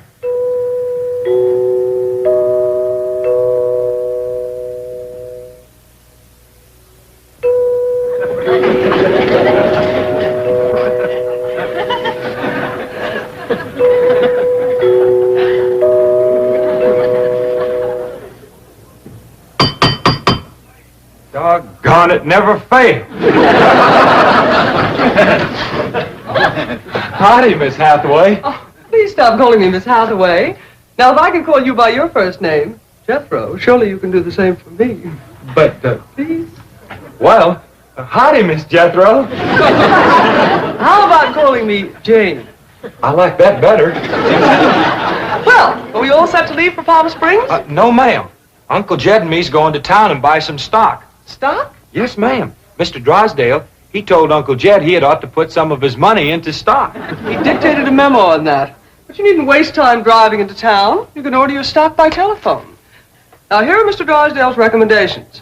He doesn't want your Uncle Jed to get a bum steer. Oh, Uncle Jed, he wouldn't buy no bum steer. He has to be cautious in the bull market. You gotta be careful with cows, too. I don't need this list nohow. Me and Granny's already figured out what we want. That's right. A pair of goats, 3 pigs, 4 cows, a bull, a mule, and a dozen chickens. Reckon we get all that on the truck? Don't have to. Miss Hathaway says just call on the telephone and they bring them out. Oh, now, ain't that nice. Hello? Jed, I watched that banker feller. You have to stick your finger in them holes and spin her a while. All right.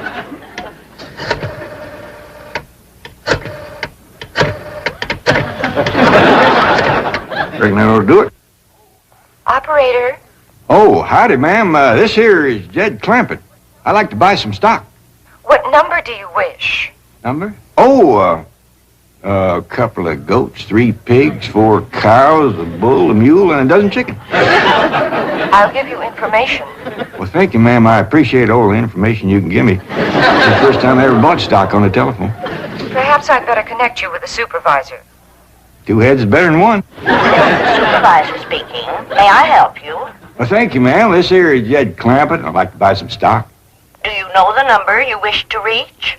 Well, that's more or less up to the animals. But the number I want to start with is a couple of goats, 3 pigs, 4 cows, a bull, a mule, and a dozen chickens. This sure is a dandy pin, Jethro. As soon as Ellie gets back from the Drysdale, she can milk this here goat.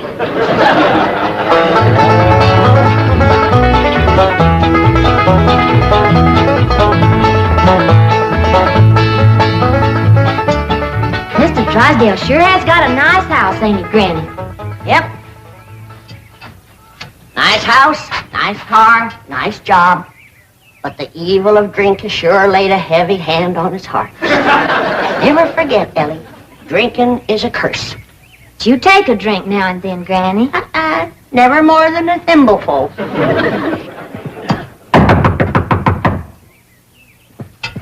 Oh, Ellie, you might have to hold Mrs. Drysdale while I spoon my sobering up mash down her. I'll throw a double scissors and an arm lock on her. Just so you don't cut off her wind, if she can't breathe. Yes? Howdy. We've come to see Miss Drysdale. I'm sorry, madam, but Mrs. Drysdale cannot be disturbed. Are you her kin? I'm a butler. Oh, that must have been her maiden name. You're taking care of her, are you? I am a butler, madam. Well, I'm glad to see that her family ain't ashamed to help her. Whom shall I say called? Well, this here's Granny, and I'm Ellie Mae. Paul and Jethro would have come too, but they're busy with the cattle. Very good. Hold on now. We've come to see Miss Drysdale. Mrs. Drysdale is indisposed, madam. She is not receiving. Oh, still sleeping it off, huh? Well, when she comes to, you just spoon half of this down her and then stand back. Yeah, she'll commence to doing some tall jumping. Don't bite you. We'll be back later with the goat's milk. Want me to stay and help you do for Miss Drysdale? We are managing, thank you. Are you doing the washing and the cleaning and the cooking for her? Certainly not. Oh, just letting it pile up on her, huh? I am a butler. Oh. Want me to haul him out of there, Ranny, and wrestle him down? Kin folks have certain rights. Family comes first. He sure is proud of that family name, ain't he? Yeah. To hear him talk, the butlers don't get wet when it rains. Did you say something, dear? Well, speak up, dear. Can I get you something? Come in. I beg your pardon, sir. The butler said some people from a ranch brought this for Madame. From a ranch? Well, he said they mentioned cattle. They called themselves Granny and Ellie Mae. The Clampetts. They haven't gone to Palm Springs. Jethro, get him in through that gate. That's the way. Suey, pick. Ah! Get in there. Get in there, pig. Get in, pig. Come on. Pick. That's the way. Suey. No, surely not. Marie, tell me I'm hearing things. You're hearing things, sir. Cows, chickens, pigs, goats. No.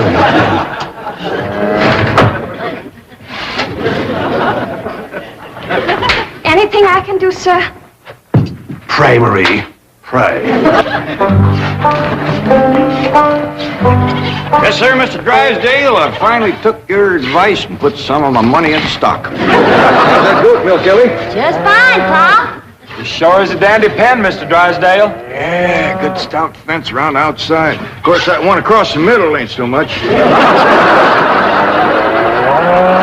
The bulls already jumped it twice and ain't even mating season.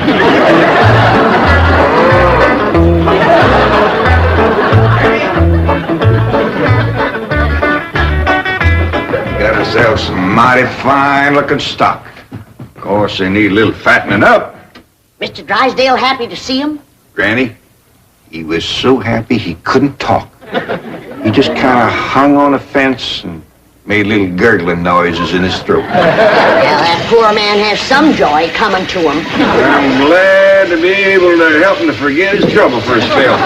Here's the goat's milk, Granny. Oh, good, Ellie. Now, you run that right over to Mrs. Drysdale.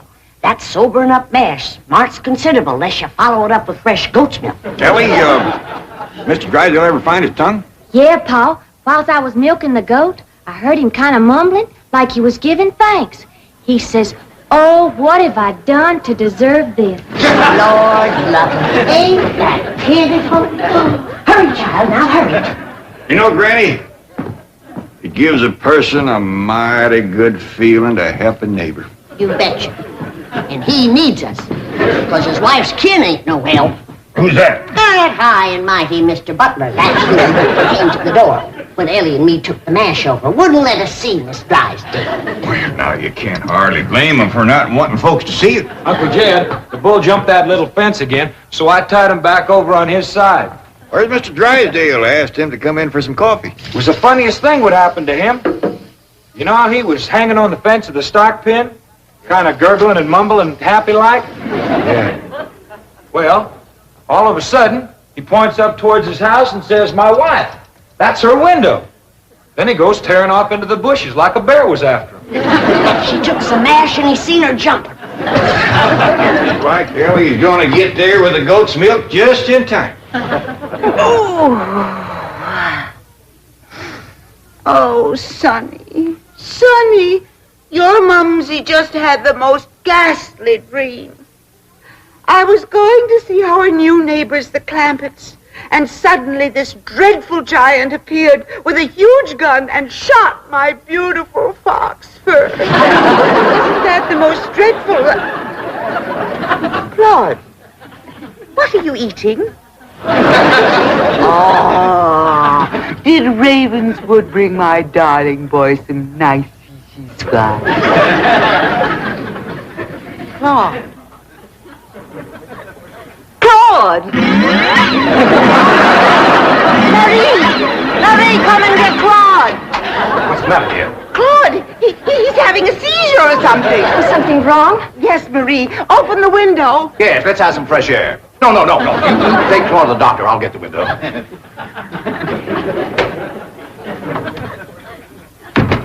Well, darling, how do you feel? Dreadful. My nerves are shattered. Open the window, dear. Well, it might not be good for you, Margaret. Oh, don't be silly, Milburn. I need oxygen. Besides, I adore the fragrance of that jasmine that grows on the fence of that tennis court next door.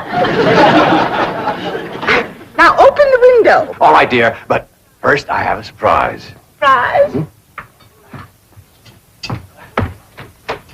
Don't move. I'll be right back. Granny, that there butler fella wouldn't let me through that door again. And he wouldn't take this milk, neither.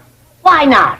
He said he wouldn't touch nothing more from us without it was sterilized. What's sterilized? Oh, we had that in school once. That means soaked in alcohol. Alcohol? Appears to me like Mr. Drysdale's got two drinkers on his hand. Mrs. Drysdale must be in terrible shape. Fighting mean. Scratching and clawing people and everything. How do you know? I heard her yelling and screaming clean from upstairs. She says, Marie, come and get Claude. Sure enough, pretty soon, this poor girl come a-running down yelling. Take me to the doctor. I got Claude. Family or no family, that woman needs help, and by thunder, she's gonna get it.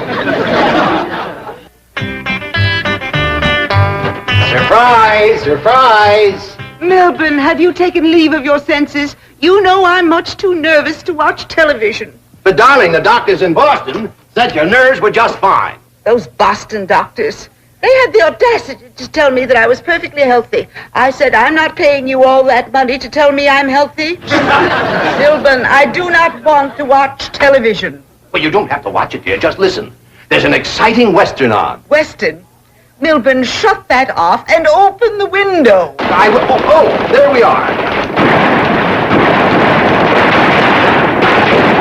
Milburn, are you going to open the window or am I? I am, dear.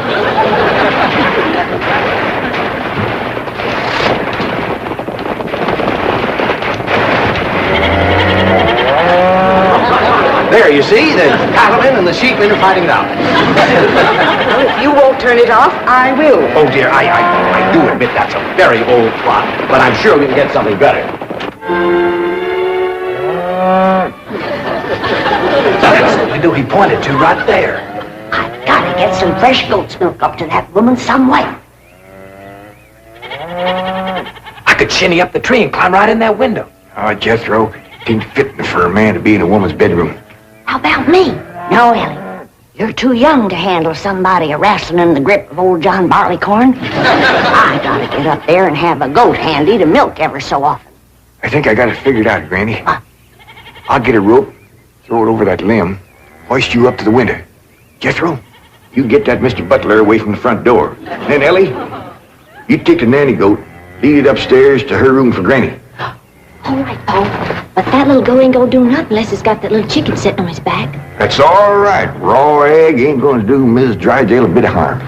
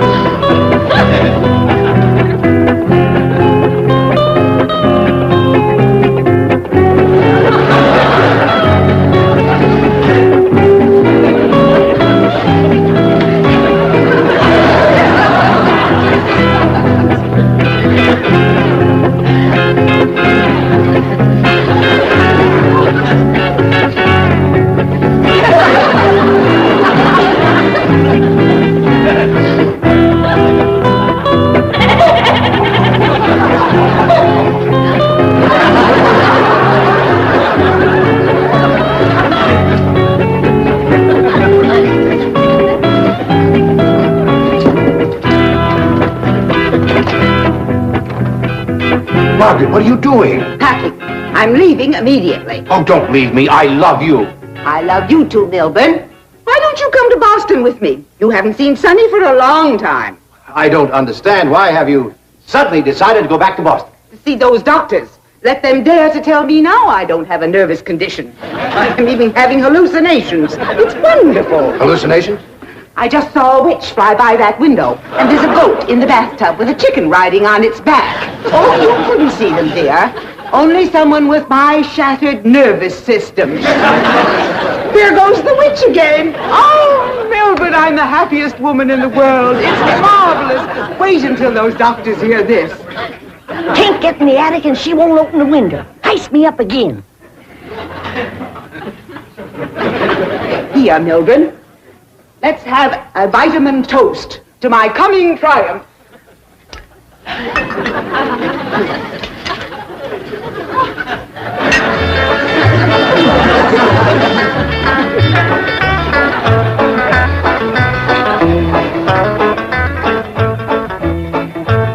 It's too late, Jed. What do you mean, Granny? We didn't get to her in time. Now she's got her husband on the stuff.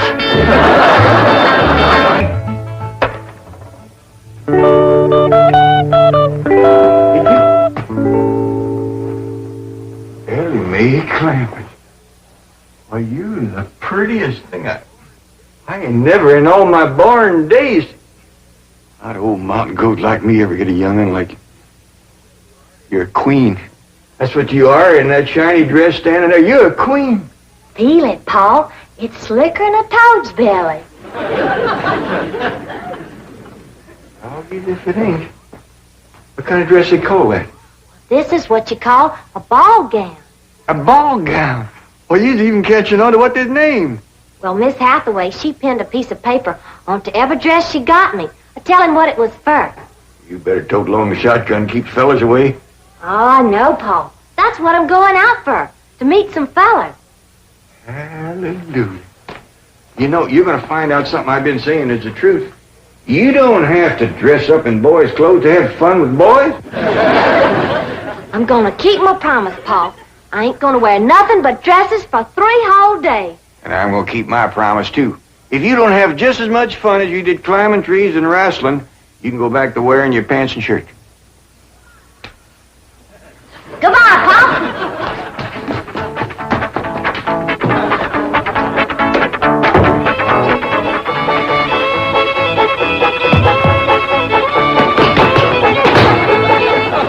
What you doing? Killing ants? Hey, this place ain't got no ants. I'll tell you something else it ain't got. That's me. I'm gonna pack up and go home. Wait a minute. Hold on there. This is home. Not to me it ain't. And for my part, they can give Beverly Hills back to the Indians. Or whoever else was fool enough to come here in the first place. Come on, let's go in here and sit down and we'll talk this whole thing over. You just got your back up because the police made us get rid of all our cows and pigs and chickens and stuff. Well, that didn't help none. But if they don't allow folks to have stock, why have they got that all-fired fancy stock pen down there? Well, Granny, it turned out that there was something called a tennis court. What in tarnation is a tennis? I don't know, but one of these days we'll get us a pair of them and go to raise them out there. Well, you go to raising them. I'm going back home, where I can get some good things in life, like hog jowls and possum shank. Now, hold on, Granny. Jethro's out hunting possums right now. He won't find none. I've been all over these Beverly Hills, and I tell you it ain't easy. Climbing fences and walls and jumping over hedges to get around those cement ponds where there are a lot of half-naked women laying there smearing themselves with oil and yelling at you to get out, get out. I tell you, Jed, this place is full of the laziest, greasiest, unfriendliest mess of people I ever did lay my eyes on. Here's Jethro. Hi, boy. What'd you get? I got chased by a fellow with a club. Now, you hear that, Jed? It says Beverly Hillbillies picking on a little boy like Jed. Come on, Jethro, load up the truck and let's head for home. Hold on. I think I know what's ailing you two. You're just plain old homesick. Well, I'm sick of this home, I can tell you that. Yeah, now I got a surprise. I've been kind of saving. I reckon now's good times any to let the cat out of the bag. We need pigs and chickens, and he gets us a cat. Now, that ain't the surprise, Granny. The surprise is Pearl's coming out here. Ma's coming out here? Yeah, and she's bringing your sister Jethrine. Hot diggity dog. Yeah, I wrote her a letter. I said, Pearl, I says, why don't you come out here and bring Jethrine? We got lots of room and plenty to eat, and we sure is a hanker to see you. Oh, boy. I gotta get us some possum now. Because if there's one thing Ma and Jethrine likes, it's grits and possum shanks. You don't look particular cheered up, Granny. Jed, you might fool that boy with a story like that, but not me. What do you mean? Since when can you write letters? Now, hold on, Granny. Now, wait a minute. Wait a minute. Granny, I didn't write that letter by hand. Held the pencil twixt your toes, did you? No, I wrote it by a new way the banker's secretary showed me. It's called dictation. What's dictation? Oh, it's wonderful, Granny. You just talk and she writes it down. She sure must write fast. Yeah, with a bad hand, too. She got a bad hand? This one, she calls it her shorthand. I don't care how many letters you dictate, Jed. Pearl ain't a-coming out here. Leastwise, not right now. Oh, sure she is, Granny. She's looking to find a husband for Jethrine. I'll tell you who Pearl is looking to get a husband for. Pearl. And I think she's got her cap set for that oil man that bought your swamp. Mr. Brewster? Why, he lives clean over to Tulsa. Yeah, but pumping oil brings him over to your place. And I'll bet you pigs to polecats that when he shows up, Pearl ain't fur behind.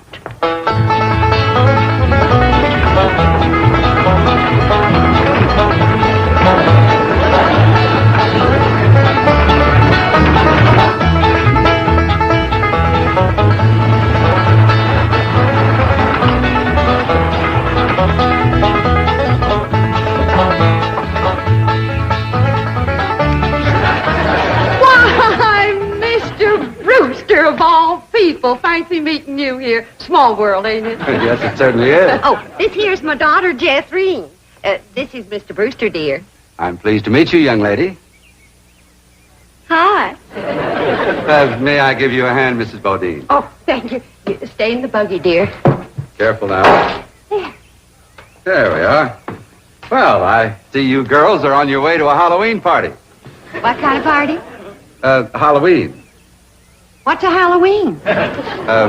You don't celebrate Halloween here in the hills? Well, I never heard of it. What's it like? Well, it's an occasion where everyone gets dressed up in their most beautiful clothes. Oh, these old things, they're just something I threw together myself. Well, they look like they came from Saks. Well, they didn't. I made them with store-bought yard goods. Didn't I, Jethrine? Yes, sir. Well, what brings you girls here on this beautiful Indian summer day? Following you. we was headed this way anyway. I promised to keep an eye on the old home place for Cousin Jed, remember? Oh, I hope he won't mind that I had a telephone put in the cabin. You see, we're using it as a sort of a field office. Oh, but he won't mind. Especially if you would show it to me and I could see for myself that there was no damage done to the cabin. Well, that's quite all right. Come along, huh? Stay in the buggy, dear. Well, perhaps you'd like to stretch your leg. They're long enough now. You know, Jeffrey's awful tall for her age. She takes after her father. Her late father, that is. I'm a widow. Yes, I believe you told me. Oh, that's right. That's when you told me you was a widower. Yes. You, still are, I suppose. A widower? No, yes. Stay in the buggy, dear. Look at that fruit there. Did you ever in your whole born days ever see anything as pretty as that fruit? Don't spoil neither. Don't taste neither. Oh, now. Jethro ate a whole bunch of them grapes. 2 apples, a pear, and a whole handful of strawberries. And he said there wasn't one bit of juice in the whole kit and caboodle of them. He said it was dry as wax.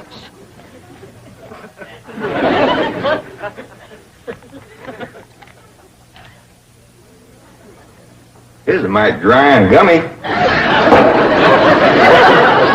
Maybe you ain't supposed to eat this fruit.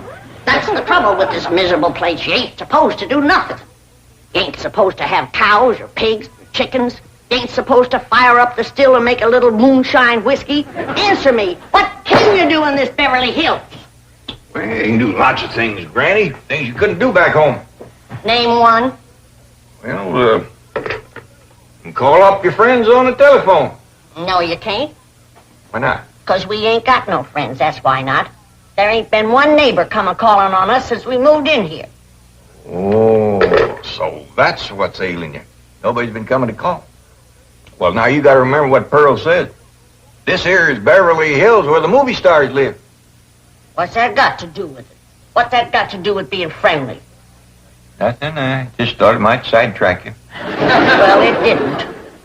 Movie stars are people just like us, ain't they? Yeah, except they're prettier. Wouldn't it be worth waiting for if one of these days there come a knock on the door and we go to answer it, we open up the door and standing there would be Mary Pickford. Mary Pickford? Yeah, with the golden curls hanging down her back and her pretty little rosebud mouth saying friendly things like, howdy there, I'm Mary Pickford. Oh, you'd say to that? I'd say, who's Mary Pickford? That's right. Granny, she's America's sweetheart. You know that movie house where Pearl plays piano on Saturday nights? I heard of it. Well, she says little old Mary is everybody's favorite. Well, tell me this. If Mary Pickford moved in that little cabin down the creek from us back home, what would we do? Oh, we'd have gone calling and brought her over a mess of pone and skinned possum. Yeah. And has Mary Pickford brought us a mess of pone and skinned possum? No, she ain't. You gotta remember, Granny, she probably spends 4 or 5 hours a day just fooling with and combing that beautiful curls hanging clear down Uncle Jan! Well, hello, Jethro. What'd you get this time? I got arrested. Yeah. Policeman, he took my gun away. He said they don't allow hunting in Beverly Hills. That does it. That does it. Then he pointed to old Duke here. He said, that dog had his rabies shot? And I said, no, sir, that dog ain't had nothing shot. I'm careful with a gun. What'd he say? He said, oh, wise guy, huh? So he put Duke and me in his police car. But we jumped out and run. Oh, is Ma and Jeff Rain here yet? No, and they ain't a-coming. Now, if you want to see your ma and your sis, you pack up that truck, and you and me will skedaddle back home where folks is friendly. Now, Granny. Oh, God, if she ain't the muleyest little woman. Granny, now, just a minute. Now, Granny, will you just let me say one thing? Well, you be quick, 'cause I got a long trip ahead of me. Granny, I know it ain't been easy for you out here. New things is always vexing, especially at your age. But I'm bound and determined to keep this family together. And if you go back to the hills, we's all going with you. I'm asking you please to stay. Not for my sake, but for Ellie Mae. Granny, what this place has done for her is a plain miracle. Why, that wild engine has become a grand lady. I wish you could have seen her go out that door looking like a queen in a picture book. I tell you, I just wanted to sit down and bawl, the way you done when I married her ma. Now, she's just... She's out there now. Not just wait, Granny. Wait till you see. In here, Ellie Mae. Huh? You sure was right. Oh, Granny, you don't have to wear boys' clothes to have fun with boys. Mae, you promised me you wouldn't wrestle. I ain't been wrestling. And what have you been doing in your ball gown? Doing what I'm supposed to do, playing ball. Oh, I made 2 touchdowns and kicked 3 field goals. This is the phone I was telling you about. It's called a field telephone. Now, with this, I can communicate directly with the men working at the drilling site.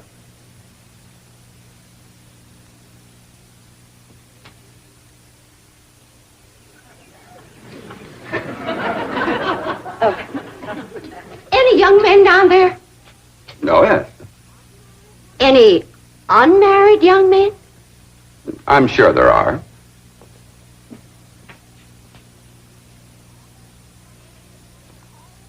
Any tall unmarried young men? Well, they're probably all sizes. Yeah. Suppose it gets pretty lonesome working down there. Well, it's very likely this is rather an isolated area. Any specially tall, specially lonesome, unmarried young ones? I don't think I can call any by name, no. Uh-huh.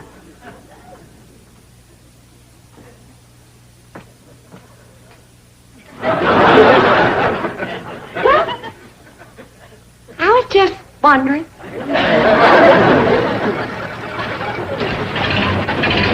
Excuse me, ma'am. Could you tell me where the oil drillers are working today? Well, now. What have we here? Rebecca of Sunnybrook Farm, and pretty, too.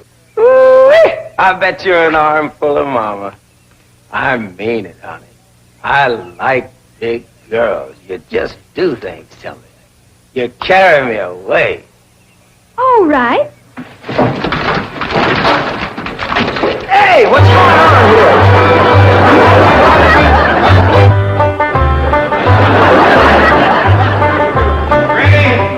Granny! Oh, there you are. What are you doing? I'm figuring. And I figure best when I'm fishing. Ain't no fish in there. I ain't fishing for fish. I'm fishing for figuring. Hey, what kind of figuring you fishing for? I'm fishing to figure how I can get home. Granny, I've been doing some figuring, too. You know, I think I got it figured out how come the neighbors ain't come to visit us. I'm listening. Well, I got it figured. Out here in Beverly Hills, instead of them coming to see us, we go to see them. How come? Oh, I don't know how come. That's just the way I got it figured. Mighty convenient figuring. Granny, it wouldn't do no harm and to give it a try. A lot of things is different out here. Well, I'll fish on it for a spell. Well, let's see now. Which neighbor shall we call on first? Mr. Drysdale's off in Boston with his missus, so let's go this way. If you ask me, let's go back that way. Now, Granny, you promised. Come on, everybody, let's go. You reckon they'll give us a mess of pone or something, Pone? Or maybe some salted down possum. Probably so lie on us.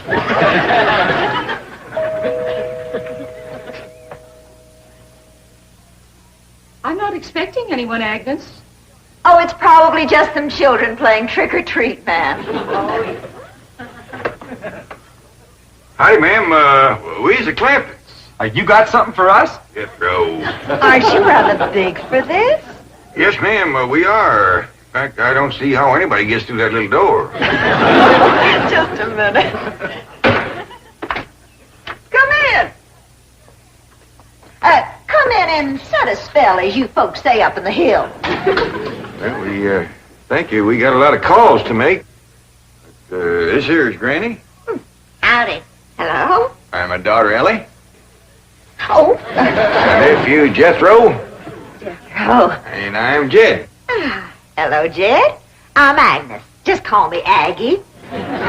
Mighty nice place you got here, Aggie. Oh, shucks, 'tain't nothing but a heap of bricks, but we call it home. Well, sure is nice to meet up with you. Oh, now wait just a minute. I got something for you. Wait a second.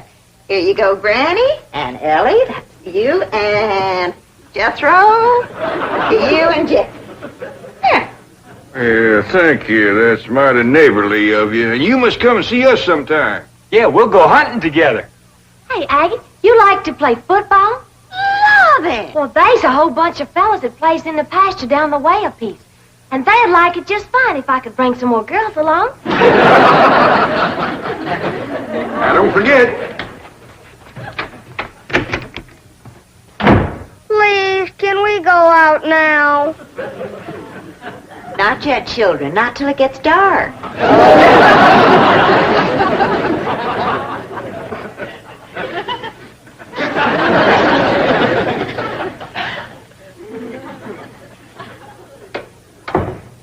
Ain't that the most pitiful thing? Heart-rendering. Just heart-rendering. Nice-looking woman. Friendly as you please. But them young'uns is the homeliest I ever see. Wonder she didn't want to come a-calling on us. Yeah. Reckon I'd stay home, too, if my kids looked like that. Kid, I ain't never gonna say a bad word about nobody. I know what you mean. Diggies, every house we went to, they was nice to us, wasn't they? Sure was, Jed. Hey, listen, everybody. I got an idea. Let's call up Cousin Pearl and tell her to come on out here. Uncle Jed, you can't call Ma on the telephone. Drysdale said we could call anybody we had in mind to. Well, Ma, she ain't got no telephone at home. Don't matter. She ain't never home nohow. The way I look at it, you can't never tell what you can do until you try. Don't forget to spin the wheel.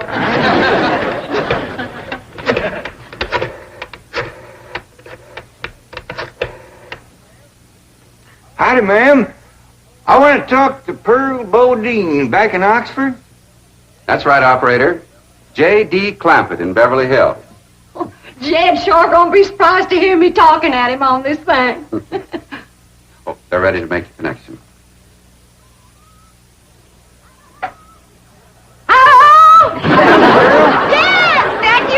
You betcha it is. Hello, Pearl, you old rascal. What you doing down there? Hi, Barney, Pearl. This here's Ellie. Jethro talk in a minute, but first I want to say something. You gotta come out here to Beverly Hills and bring Jethrine. If she can't get a husband out here... Diamond Billy. She can bake a cherry pie, quick as a cat can wink her eye. She's a young thing and cannot leave her mother. Well, Granny, did you pick out your spot yet for the garden? Yep. I kind of favor a patch right close here to the house. I'll plow you up something there directly. Yeah, just enough for some onions and taters and some Rudy Bakers. And a few rows of corn. Paul? Morning, Granny. Paul, can I help you with the plowing and the spading? Well, Ellie, I'd rather you put on one of them pretty dresses that Miss Hathaway got you.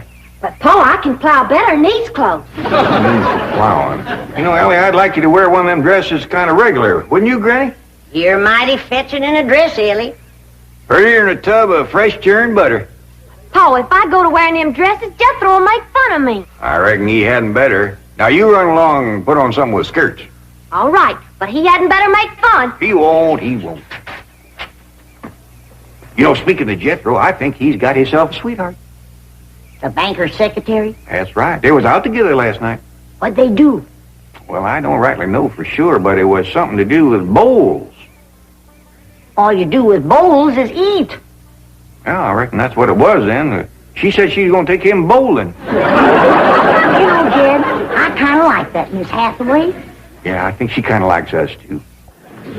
Cousin Ellie, you're a city girl now. Do you think... see there, Paul? I told you this would happen if I took to wearing these dresses. You call me that again, and I'll turn you every way but loose. Say nothing but city gal.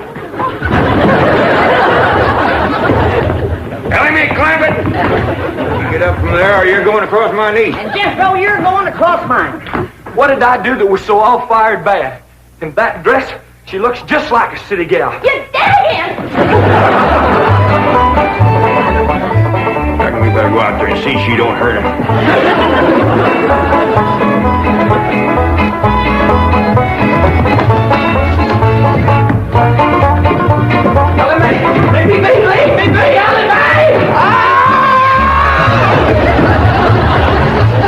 Jethro, now that we living in the city, you got to learn to use the steps. You'll be happy to know that I'm making splendid progress with Ellie Mae. She's turning into quite a lady. Fine. But it's Jed, Granny, and Jethro we've got to work on. Clothes, manners, the works. What have you done about servants? That's a problem, Chief. They're basically opposed to the whole idea of able-bodied people letting others do their work for them. Well, that's a refreshing attitude. But we've got to get a skeleton staff in there somehow. A combination butler and valet for Jed and Jethro. Who help them assemble a wardrobe, teach them how to... Ravenswood. Your butler? Oh, he's never been my butler. Came with my wife like an overweight dowry. Been in her family for years. And with Margaret and Boston, I can certainly spare him, plus her upstairs girl, Marie. I doubt if you can sell Mr. Clampett on the idea of servants. Get him on the phone. I'll make him think he's doing me a favor by taking him off my hands for a while. Right, Chief? She had not have thrown me down on my head like that. Well, What if I'd have been carrying a frog in my hat? You ain't supposed to be wearing your hat in the house. Well, Granny, where's a fella going to carry a frog? They jump out of your pockets. Hello? Oh, howdy there, Mr. Drysdale.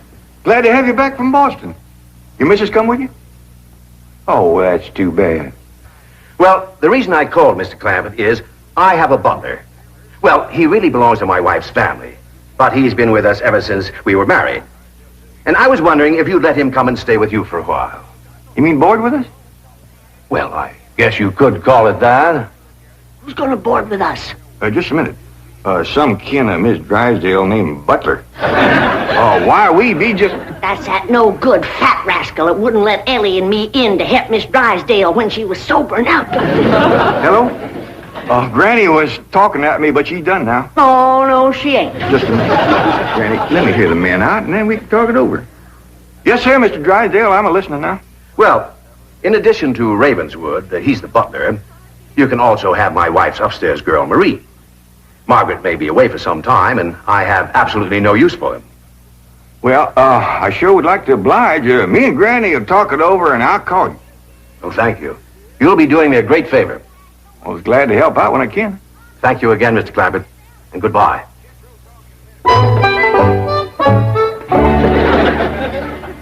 Is somebody coming to live with us, Uncle Jed? Maybe, Jethro, maybe.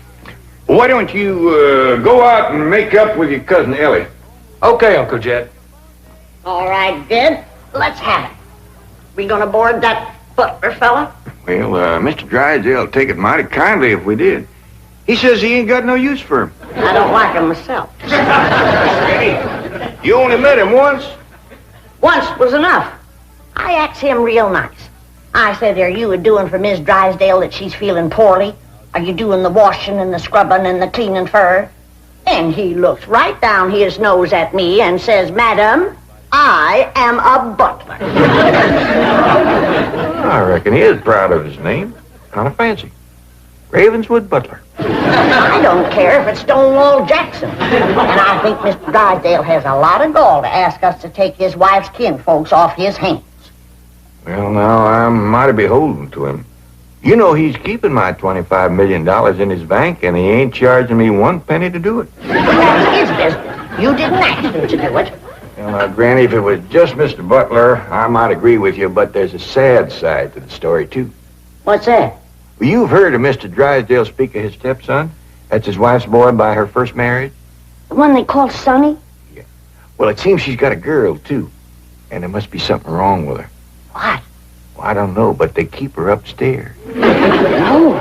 Yeah. He spoke of her as my wife's upstairs girl. The poor thing. Her name's Marie, and he'd like us to take her and Mr. Butler. Doggone it, Jed. We got enough to do to take care of this big place without... He didn't say what was ailing her, huh? Well, no, but if you ask me, they ain't eating right over there. No. You know what Mr. Drysdale told me? What? His wife ain't never cooked grits and hog jaws. Ah, go on. That's a fact. Nor mustard greens and possum belly. Nor pone and squirrel shank. Nor even boiled chicken hawk. The land of mercy. You can't hardly blame Mr. Butler for getting a mite cranky. Man don't eat right, he gets that way. Well, dear, I reckon it won't do no harm to take him in for a spell. Granny, for such a little woman, you got an awful big heart. Well, I feel sorry for the poor girl. But the first time that fancy pants Mr. Butler looks down his nose at me, I'm gonna chuck him in the cement pond.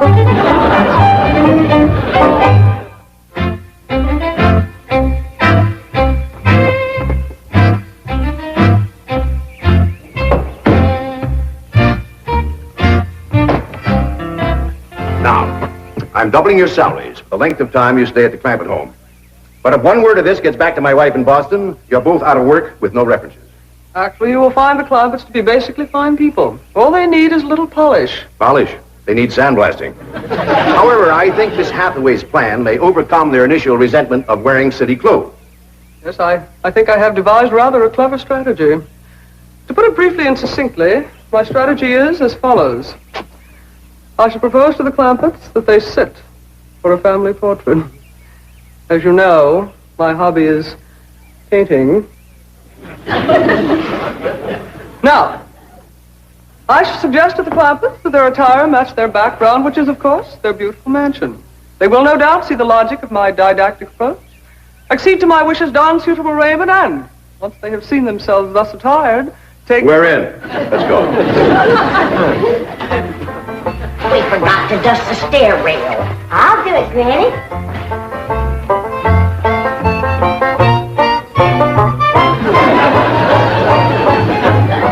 Bang. Wearing boys' clothes does come in handy sometimes. Hi, Ginger Granny. I think we got her all spick and span for the company.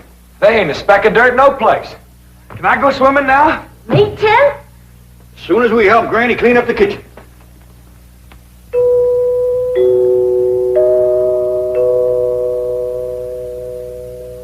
Was that music again? Sure is great. You ever find out where that comes from? No, Granny.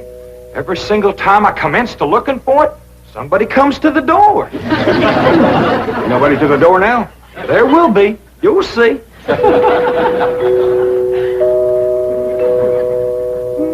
Doggies, that's nice. Don't pitch in and see, can we find it? You're wasting your time. I'm a-telling you. Before you can find it, somebody will come to the door.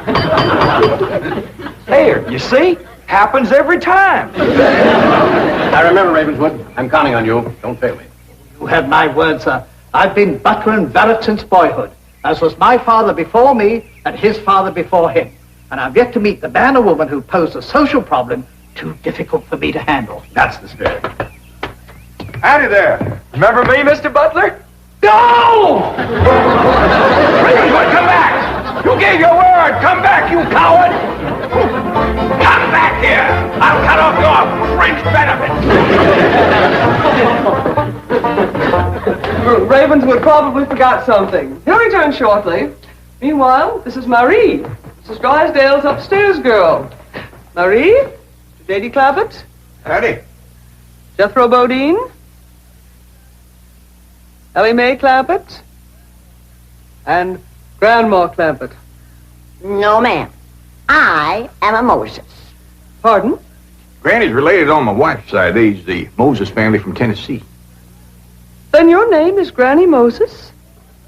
Grandma Moses. That's right. There was a very famous Grandma Moses who painted primitives. I've whitewashed a few myself. I'll show Marie to her room. Listen, Marie, honey. Over here, you've got the run of the house. You don't have to hide upstairs. Ain't nothing wrong with that girl, but what some good cooking will cure her. She's half starved. Poor thing is so weak her knees keeps a buckling on her. She's kind of pretty, though, for a skinny girl. Just wait till she gets a mess of Granny's grits and hog gels. That'll fill her out. Till I'll get some of cooking. Guess that butler fellow will be coming back directly. Oh, and Granny, can we have some of that salted down possum belly that Ma sent us? Well, I reckon it is kind of a company meal. Granny, open up a jar of them pickled crow gizzards. Now, Jed, we don't want to spoil these folks. They might get to thinking we eat like that every day. Hey, will you do something nice for me? Sure, Pa. Will you go get into that pretty dress again? Oh, Pa, Jethro will make fun of me. No, I won't, Ellie Mae. Cross my heart. Why, That's my darling. Thank you. And then you be real nice to Marie. She's had a bad life. I'll be nice to her. She's pretty. Let's all be nice. Now, Ravenswood, your appearances deceive you. Oh, really, Oh, I sir? do admit on the surface they do seem a bit rough, even cruel. But I assure you underneath they are placid, kindly, and gentle. See? you shouldn't have called me a city girl. Ellie Mae, leave me alone, please, Ellie Mae. City girl.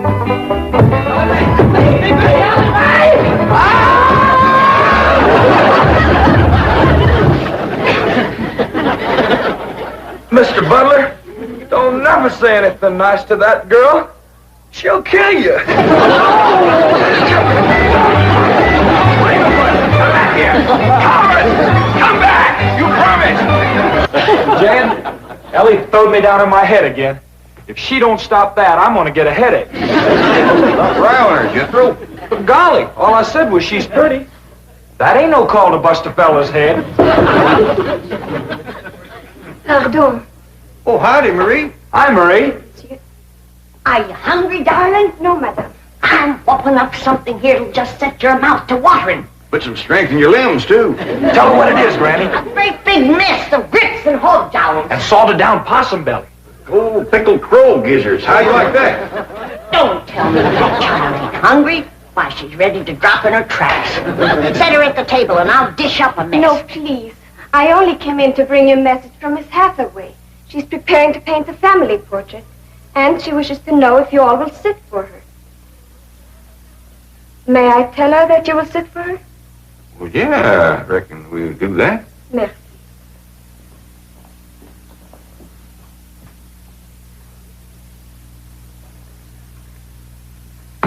Well, let's get at it.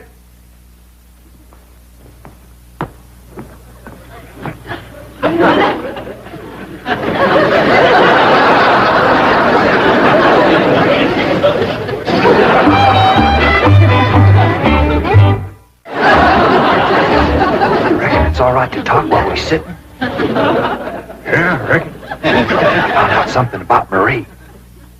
What? She's scared of Mr. Butler. How'd you know? I asked her to go swimming with me, and she says he wouldn't allow it. What business is it of his? That's what I says. And she says he's a butler, and I'm just an upstairs girl. I got to do whatever he said. We'll see about this. Ah, dingies. Let's hit Mr. Drysdale, find him, and give him a whooping. I'll catch him, Granny. Ellie, you go put a dress on like you promised. Uncle Jed, I'm going swimming. If I see him, I'll fetch him in. Don't go jumping in with your clothes on again. Well, I won't, Uncle Jed. Miss Hathaway, she gave me a present last night. She says it's something special for her to go swimming in. What'd she give you? Oh, pair of trunks. You go swimming in the cement pond. Boy, it's too big to go swimming in a trunk. Ed, In a pair of them. I got a feeling that Mr. Butler feller is going to be trouble. Yeah, we can handle him. Well, I still say that I think Mr. Drysdale has a lot of nerve to ask us to board his wife's relations. Maybe he's just fed up. Man can get awful tired of having his wife's kin underfoot all the time.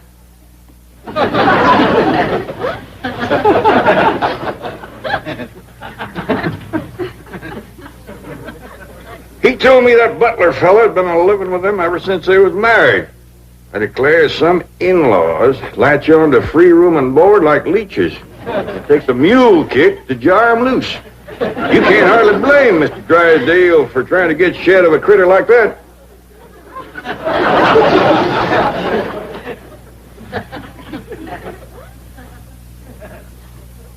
Is that the way you feel?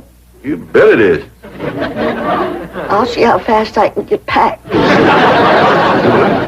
I'll get out from underfoot just as quick as I can. No, Jim. I know when I'm not wanted. It don't take no mule kick to get shed of me. Darnation, Granny, I wasn't talking about you. We couldn't get along without you. No, Jim. I'm just a burdensome old woman. No good to nobody. Why don't you throw me down the well? Go ahead, pick me up, carry me out to the well, and throw me in. Stop talking like that. Uncle Dad! Uncle Dad! I caught him. It's Mr. Drysdale. He gave out, but I caught this fat little rascal. Put him there. You gonna whip him, Granny? No, Jethro. I'm going to get thrown down the well. Why don't you throw us both down the well together? We're just no good leeches both. Mr. Butler, I'm sorry Jethro got mighty rough with you. He don't mean no harm. He's just an overgrown boy. Now, we's all mighty pleasure to have you come and stay with us, and as long as you behave yourself, won't be no trouble. Oh, I'm Jed Clampett. Sir. This shirt, Granny. I reckon you and Jethro done met. Yeah.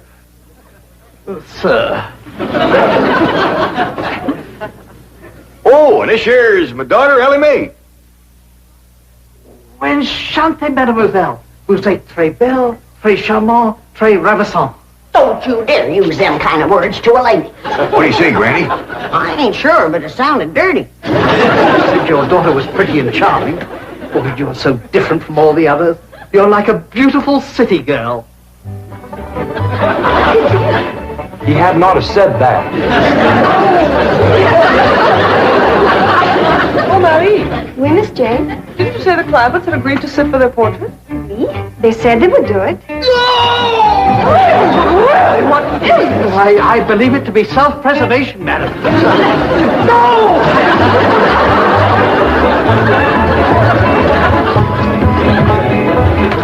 Don't take to the stairs, she'll catch you sure. Say, don't let me go, really. No! Sounds like Ellie got him. Afraid so. Would somebody please tell me what is transpiring? Uncle Jed. Ellie throwed him all right, but I caught him before he hit the floor. So here you are. Well, now, everything seems to be fine. You see, Ravenswood, didn't I tell you the Clampetts were kindly, gentle people? Yes, sir. Thank you, sir.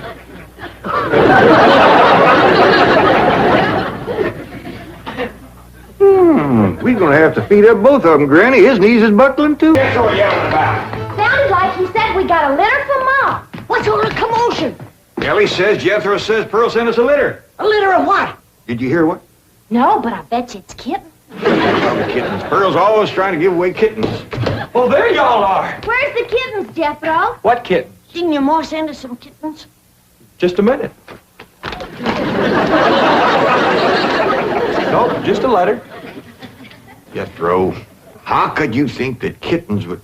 Well, come on, sit down. Let's hear what Pearl's got to say.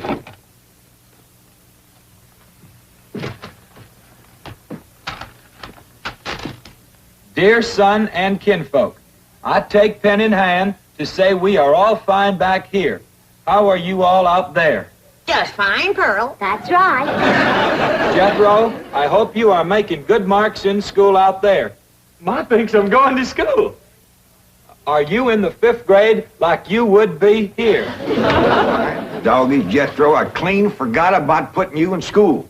We're going to have to get you started today. Can I go too? Well, now, I think Miss Hathaway's got plans to put you in some girls' school. Can I go too? Jethro, I just said it was a girls' school.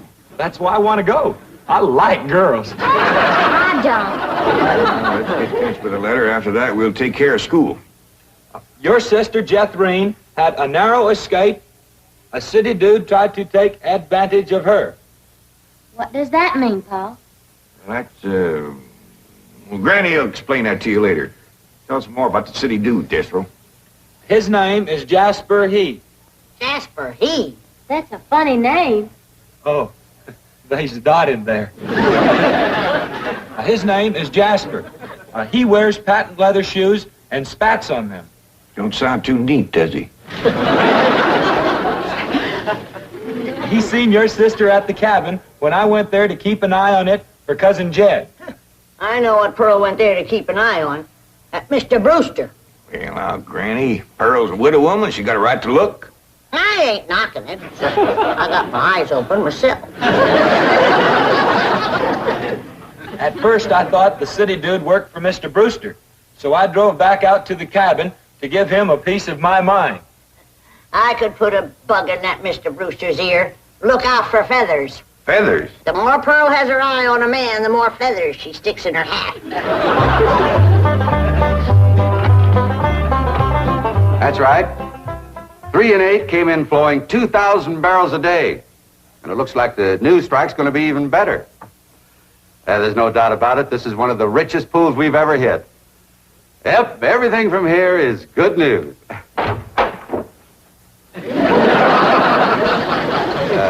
Well, not everything. I'll call you back. Mrs. Bodine, this is a pleasant surprise. Well, thank you.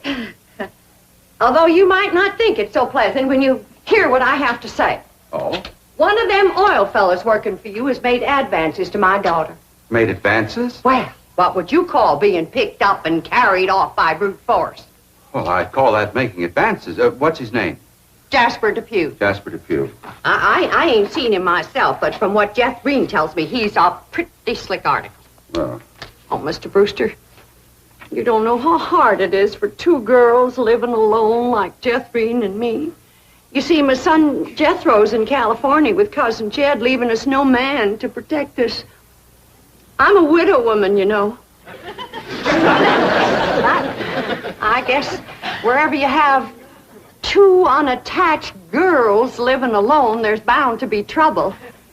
Especially when the girls are the kind that men call lookers. Did you say his name is Depew? Jasper Depew. Calls himself Jazzbo. Oh, Jeff Green says he's a flashy dresser and a fancy talker and drives a sporty car. Regular big city dude. I guess Jeff Green's kind of like me when it comes to tall, handsome city fellas. I'm just putty in their hands. Nope, no one by that name working for OK Oil.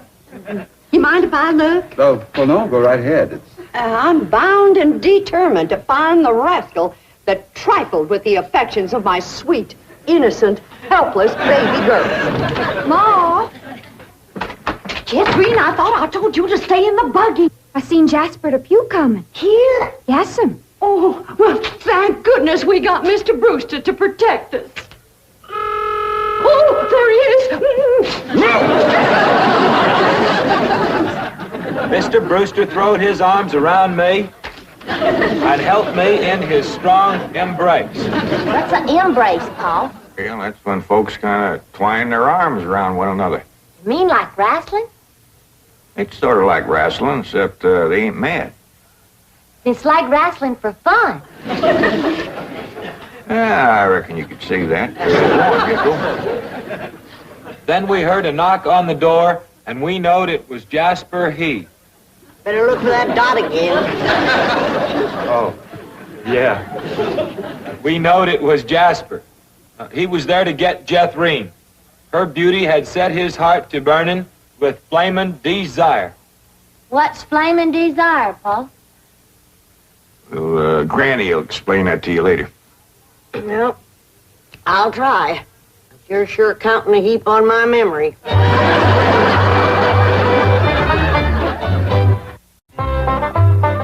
Read on with your Moore's letter there, Jethro. Yeah, it's getting good.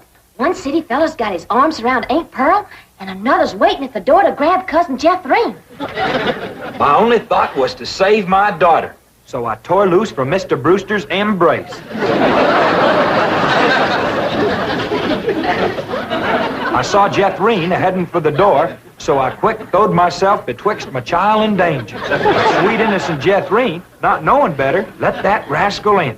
He went right to sweet-talking in a voice smoother than fresh churned butter. Hello again, you great, big, beautiful lump of sugar. I brought you something all the way from Eureka Springs.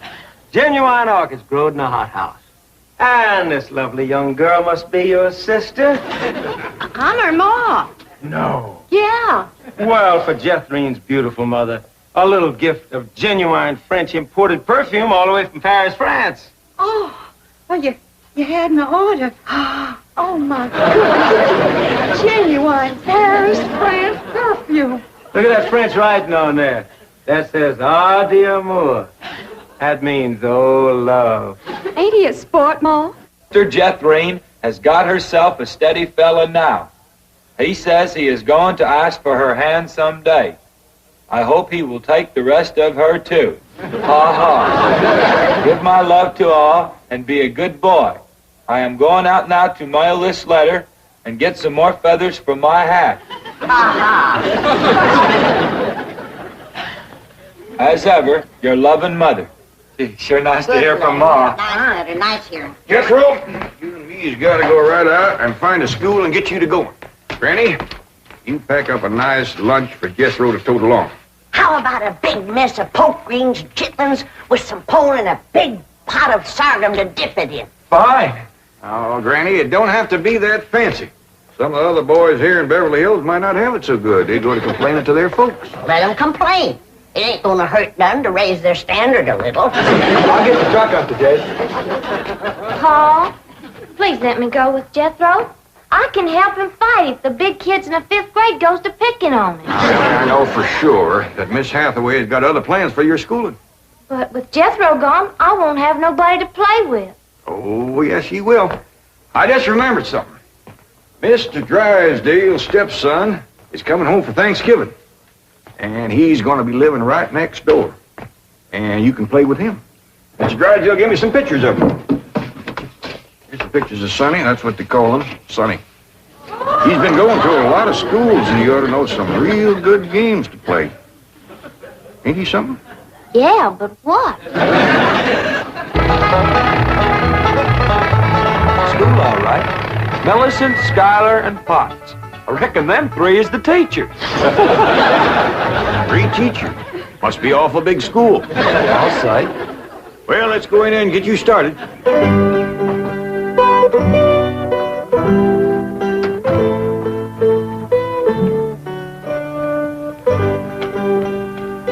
you are.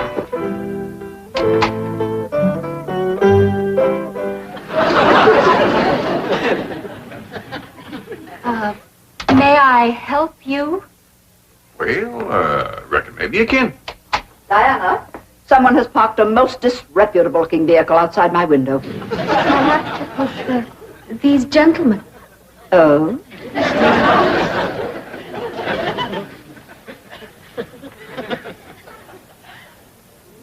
Yes? What is it you wish? Well, I'd like to get my nephew started into school. Here? Yeah, here's all right if you got room for a desk and his lunch basket. My dear man, this is a most exclusive private school. The tuition is quite expensive. Well beyond your means, I'm sure. Does that mean it costs a lot of money? That is precisely what it means. Well, I can pay you if it ain't over 25 million. 25 million? Yes, ma'am, that's all I got. Dollars? Yes, ma'am. In cash. Yes, ma'am. This is obviously a practical joke perpetrated by one of my envious competitors. What is your name?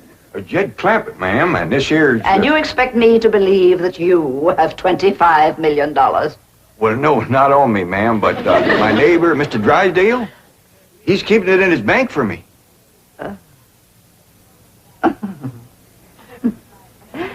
Get me Melbourne Drysdale at the Commerce Bank. You see, it just so happens that Mr. Drysdale holds the mortgage on this school, so we are very well acquainted. Hello. I'd like to speak with you. Now, if you wish to admit that this is a hoax and be on your way, we will forget the entire incident. Otherwise, you may be liable to some sort of action for invasion of private property and impersonating a millionaire. Mr. Drysdale is coming on the line now. Thank you. This is your last chance, Mr. Clampett. My next call will be to the police.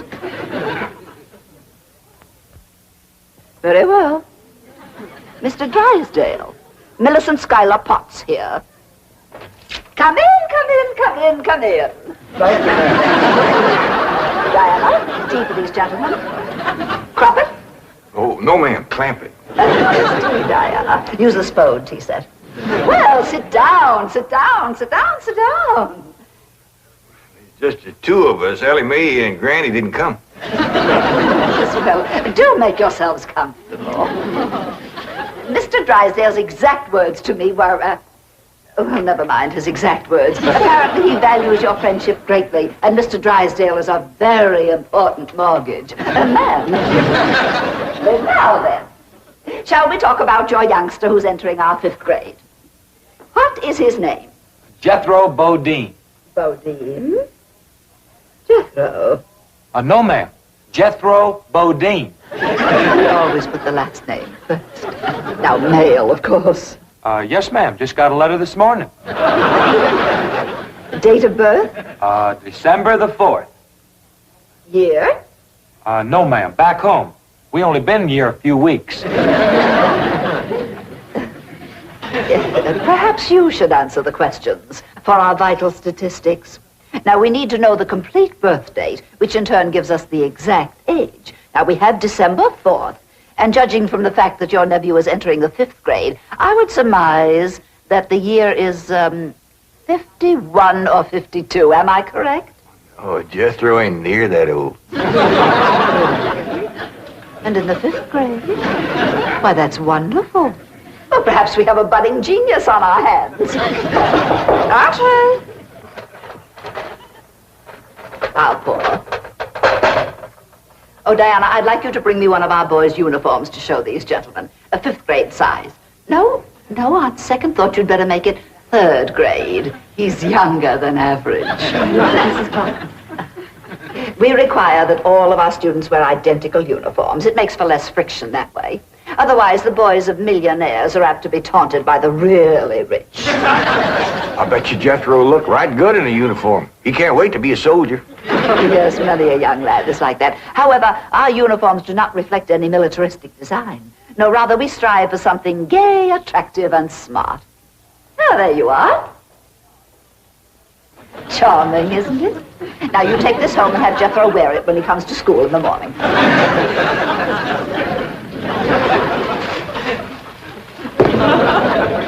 Wear this? Afraid Granny will have to make considerable changes in this before it'll fit Jethro. So tiny? Now, And in the 5th grade? Well, the boy must be a genius. Well, you may be very sure that we will bring him out. where is this? He'll bust out. Now then, how do you gentlemen like your tea? We don't know, ma'am. We ain't tasted it yet. Oh, you are the fun-loving one, aren't you? Yes, ma'am.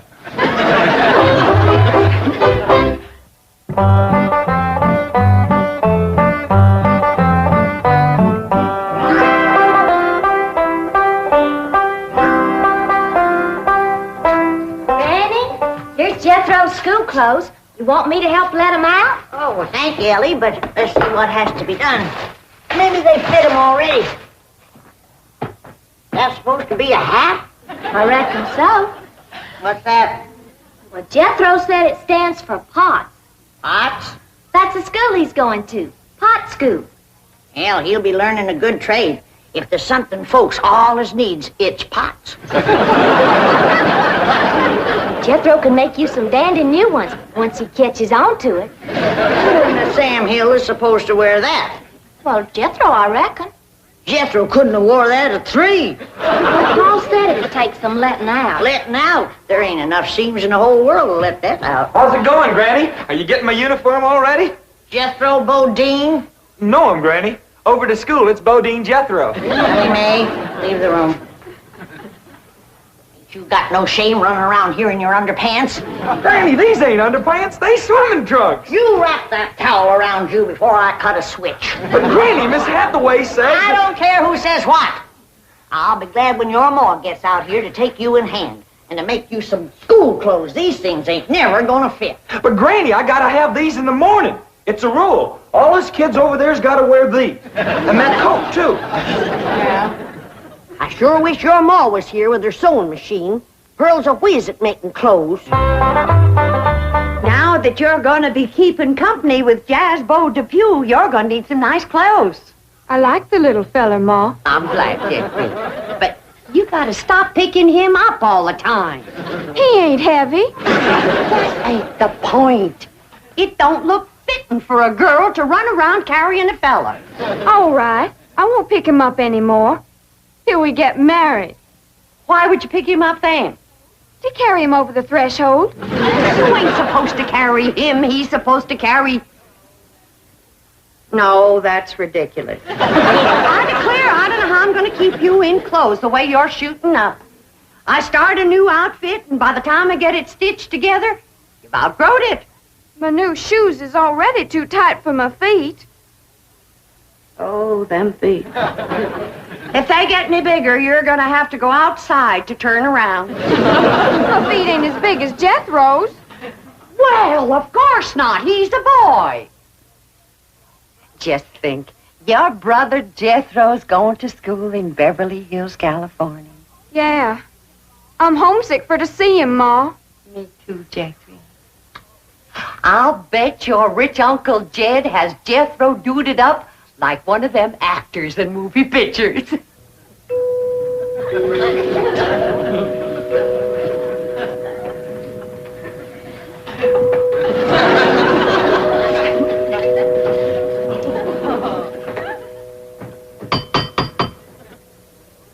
Dang, if Jethro ain't right.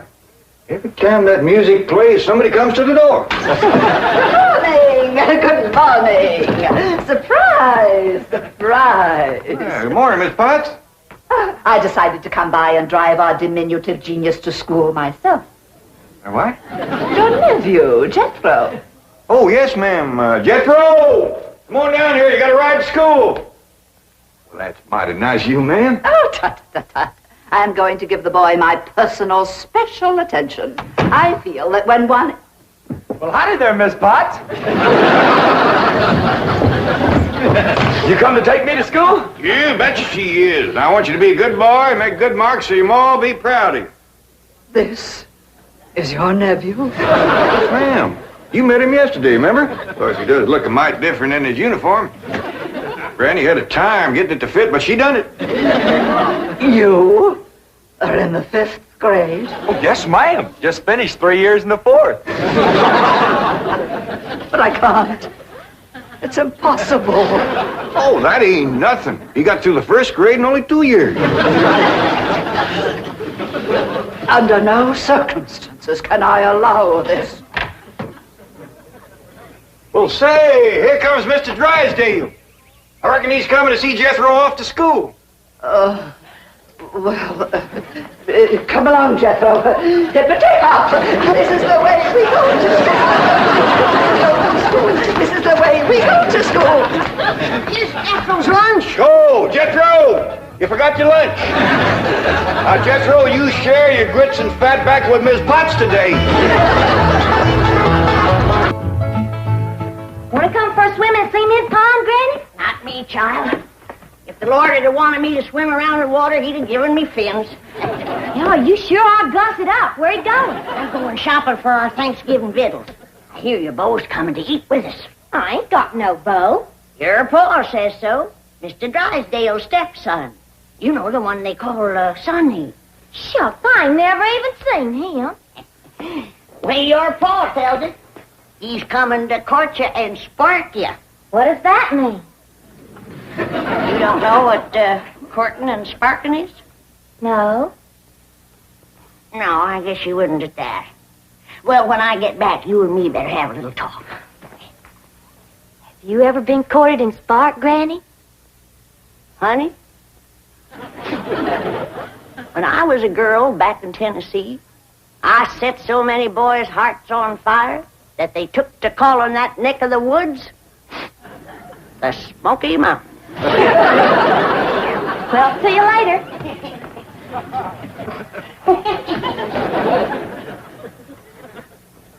Daisy, you old heartbreaker. You still got it. That's the truth. Who you stepping out with? Ain't stepping out with nobody. I'm going to the supermarket. What's a supermarket? I don't know. I reckon it's kind of like a general store. But that's where you have to go to buy your victuals out here. And there's some things I need for that Thanksgiving spread. Oh, say, speaking of Thanksgiving, we can use the big fancy eating table. I just finished notching the last pot passer. You think they'll reach? Yeah, I don't know. Let's give them a try. Jethro! Yeah, Granny? You all set to get took to the supermarket?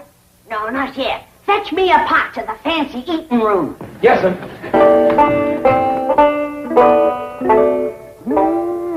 That sure is a mighty fine eating table.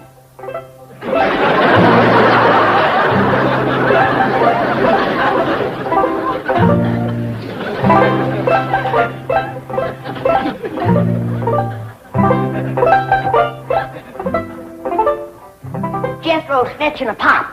Granny, you gotta admit, folks built this table sure knowed what they was doing. It is built solid. It is that. You could set a half-dozen turkey gobblers on there and never sag it a bit. This here is a dandy idea, especially if you got young ones at the table. The plates won't slip off on the floor. I've sure scrubbed up a mess of pone and sorghum. Bet nobody ever scrubbed up none from this floor. There's been plenty spilled on the table, though. Sorghum? Something sticky. I can't get that green tablecloth off there. Save me. Stuck on me? Can't imagine anybody to lay a clean tablecloth on a sticky table. Yeah, Granny, I reckon all women ain't as thick a span as you are when it comes to keeping house. Here you are, Granny. Set it in the middle of the table so we'll see if these pot passers reach.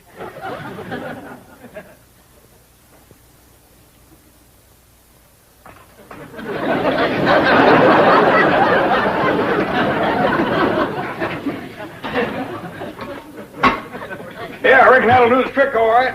Ted, maybe you better whittle some sharp points on a few of them, and we can spear the meat and pass it.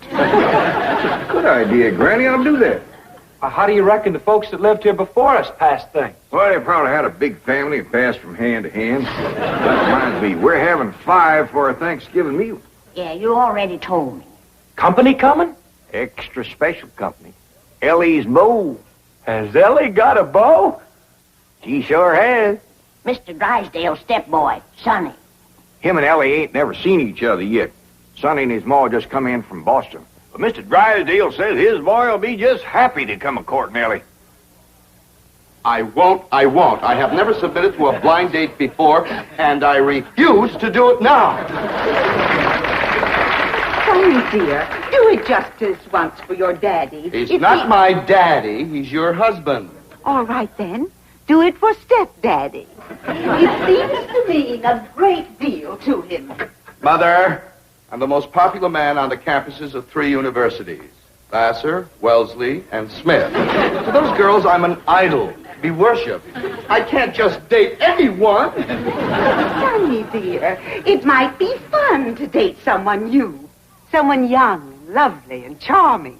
For her, yes. But how do I know what she'll look like? No, I can't. I can't. It might cause too much of a trauma, Mama. But your stepdaddy says she's very attractive. And it seems that she's the daughter of his wealthiest depositor, whom he wishes very much to please. Mother, what kind of a man have you married? He's selling me for a rich man's gold. It's sordid! Oh, it is sordid! It is sordid! No, my precious baby.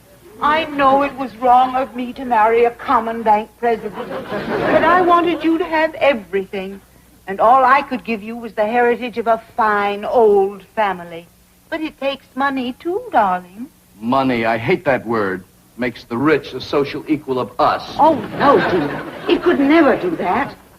I wish you'd read the thesis I wrote on economics last week. Money and why it is not important.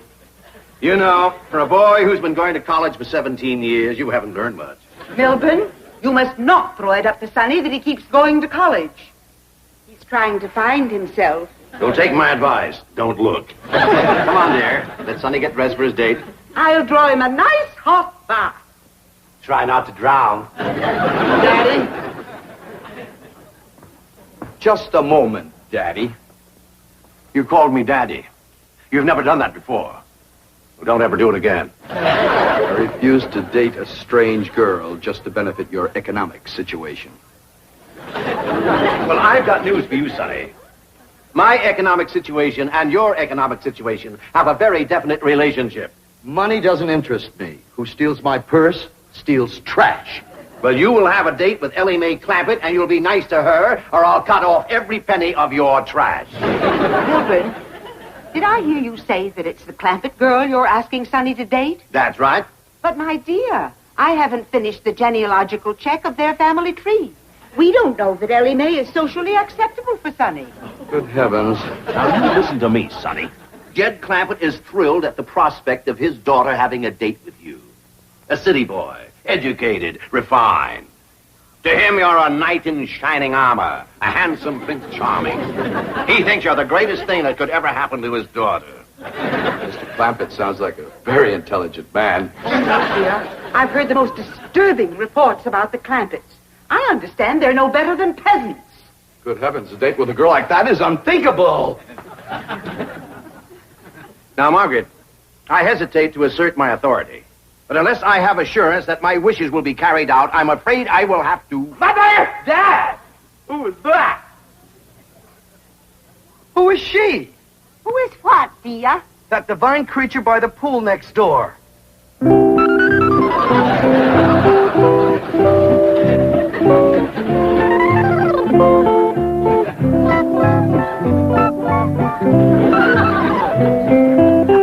That's the Clampett girl, Ellie Mae. Oh, Dad, you're sensational. Of course I'll date her. Good boy. But, Sonny, she's not a blue blood. The color may not be right, Mother, but I sure dig that crazy container. Oh! Wow!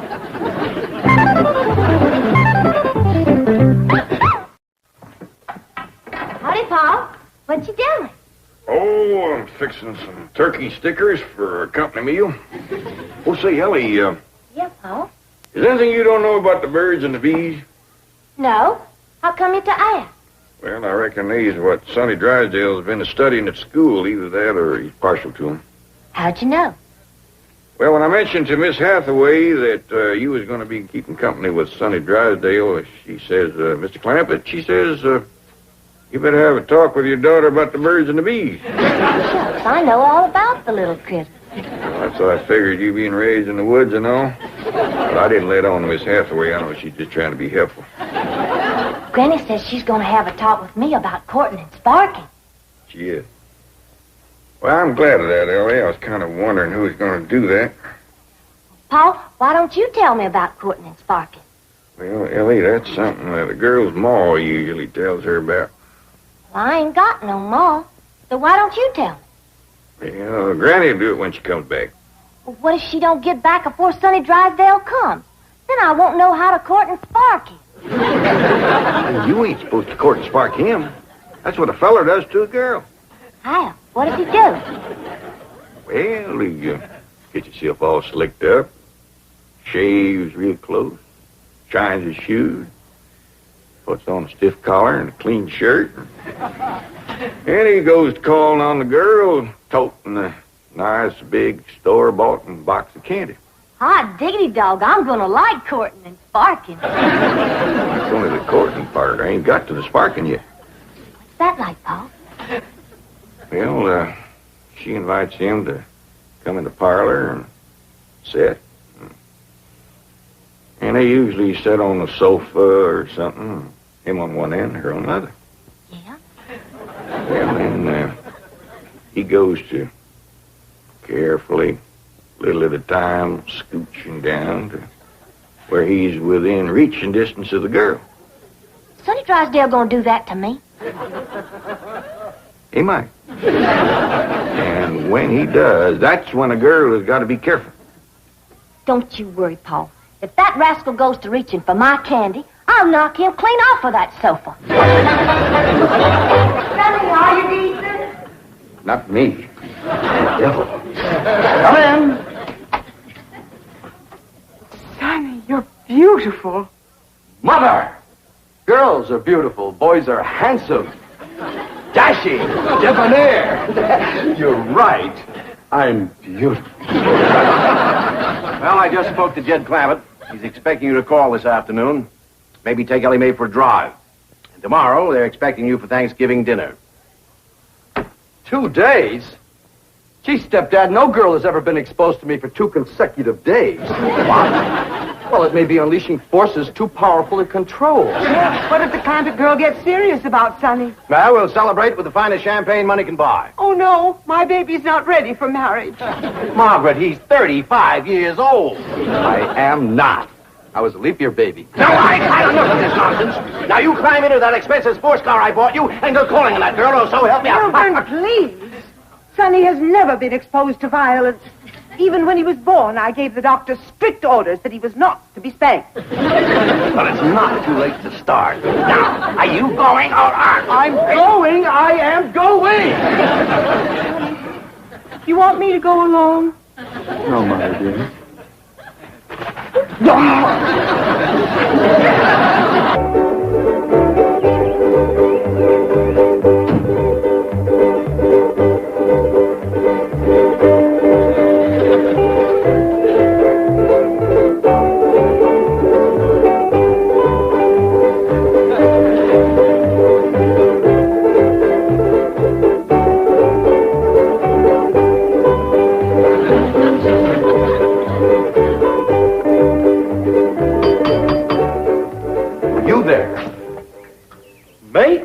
Yes, you. Does that weird-looking vehicle belong to you? No, sir. Can you move it? I reckon so. Please do. It completely spoils the effect of my imported 190. What should I do with it? Oh, I don't care. Just get it out of sight. Hide it somewhere. Yes, sir.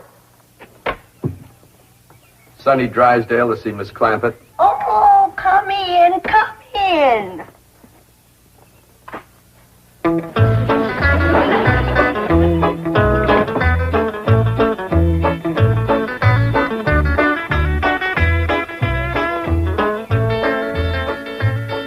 What you doing, Jethro? Trying to find out how to drive this thing. What for? Whose is it? Sonny Drysdale. He asked me to get it out of sight for him. All right. Just trying to surprise Ellie. Where do you say put it? Well, he just said hide it somewheres. Yeah, let's accommodate him. You take the front end, I'll take the back. We'll put it back of them bushes yonder. Okay.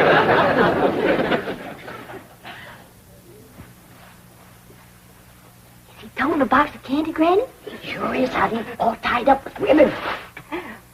Oh, Ellie. Child, you are just beautiful. Shall I sprinkle some vanilla extract on you? That good? No, I better not. Sometimes that drives them wild. I didn't get to talk to you about courting and sparking. Oh, that's all right, Granny. Pa told me. Oh, all right, now you follow me. Don't be nervous.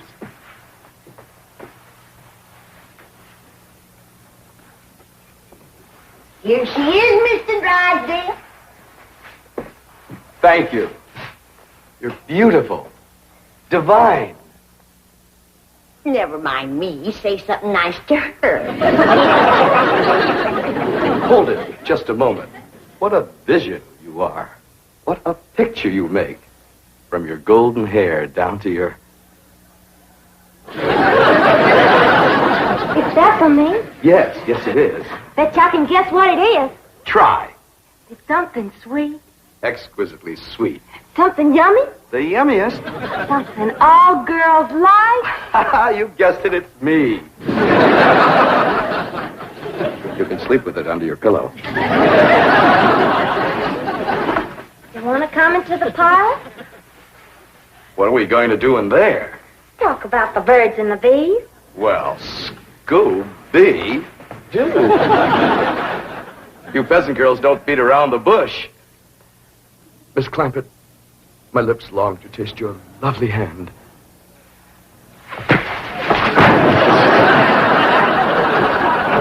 Hey, why did you throw him? That rascal was fixing to bite me.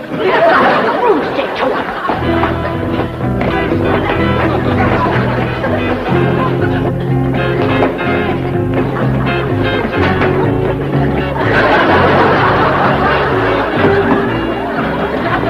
My car, where is it? Oh, it did good, ain't it? Ain't nobody can find where we put it. Big oaf, I'll destroy you.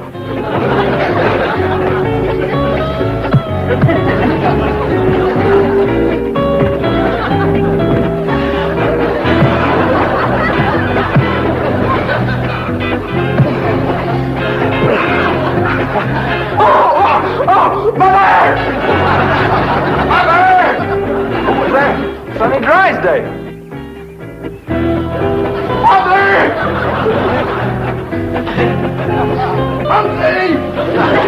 That mean critter, Jed. Yeah, Pa, he bites. I did him a favor, and he commenced to hitting me. I claim us Clampetts have been insulted by the Drysdales. Let's go feud them. Oh, now. Why, we could whoop them with one hand tied behind us. We ain't got no cause to whoop 'em, Granny. No cause. Why, just yesterday I went over there to the Drysdales to borrow a cup of possum fat. And that butler fella that lives over there, he says to me, you wouldn't pull my leg, would you? And I said, well, one good turn deserves another. Stick it up here and I'll give it a yank. And do you know that he slammed the door right in my face? Let's go. Now, hold on. Now, we're all going to calm down. Go next door, talk to Mr. Drysdale. We'll straighten this whole thing out. Come on. There. Mother's baby is going to be all right. Was it just a dreadful experience, darling? Dreadful. Everybody, Clampetts are here.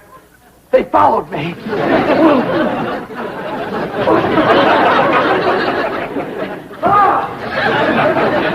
Come in. Where's Sully? Here I am. Well, we've straightened out the misunderstanding, and now these people have something they want to say. Well, Sonny, I reckon this is all my fault. I'm sorry I wasn't to the door like a proper paw had ought to been. I'm sorry I throwed you, Sonny. And I sure do thank you for that nice picture you give me. And I'm sorry you hurt your hand hitting me, Sonny. And me and Jethro was sorry that we hid your automobile. We towed it back over and set it down in front of your house.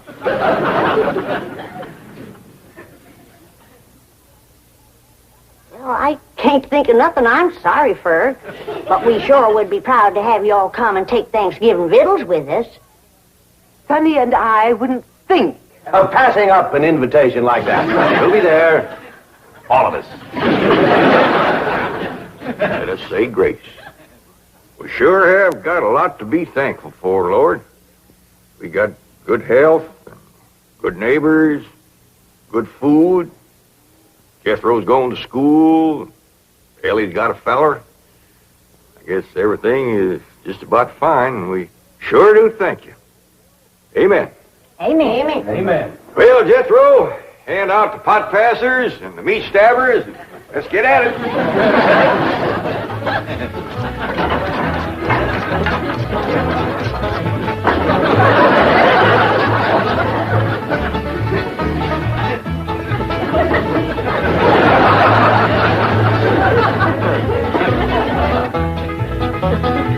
Debbie's on drumstick.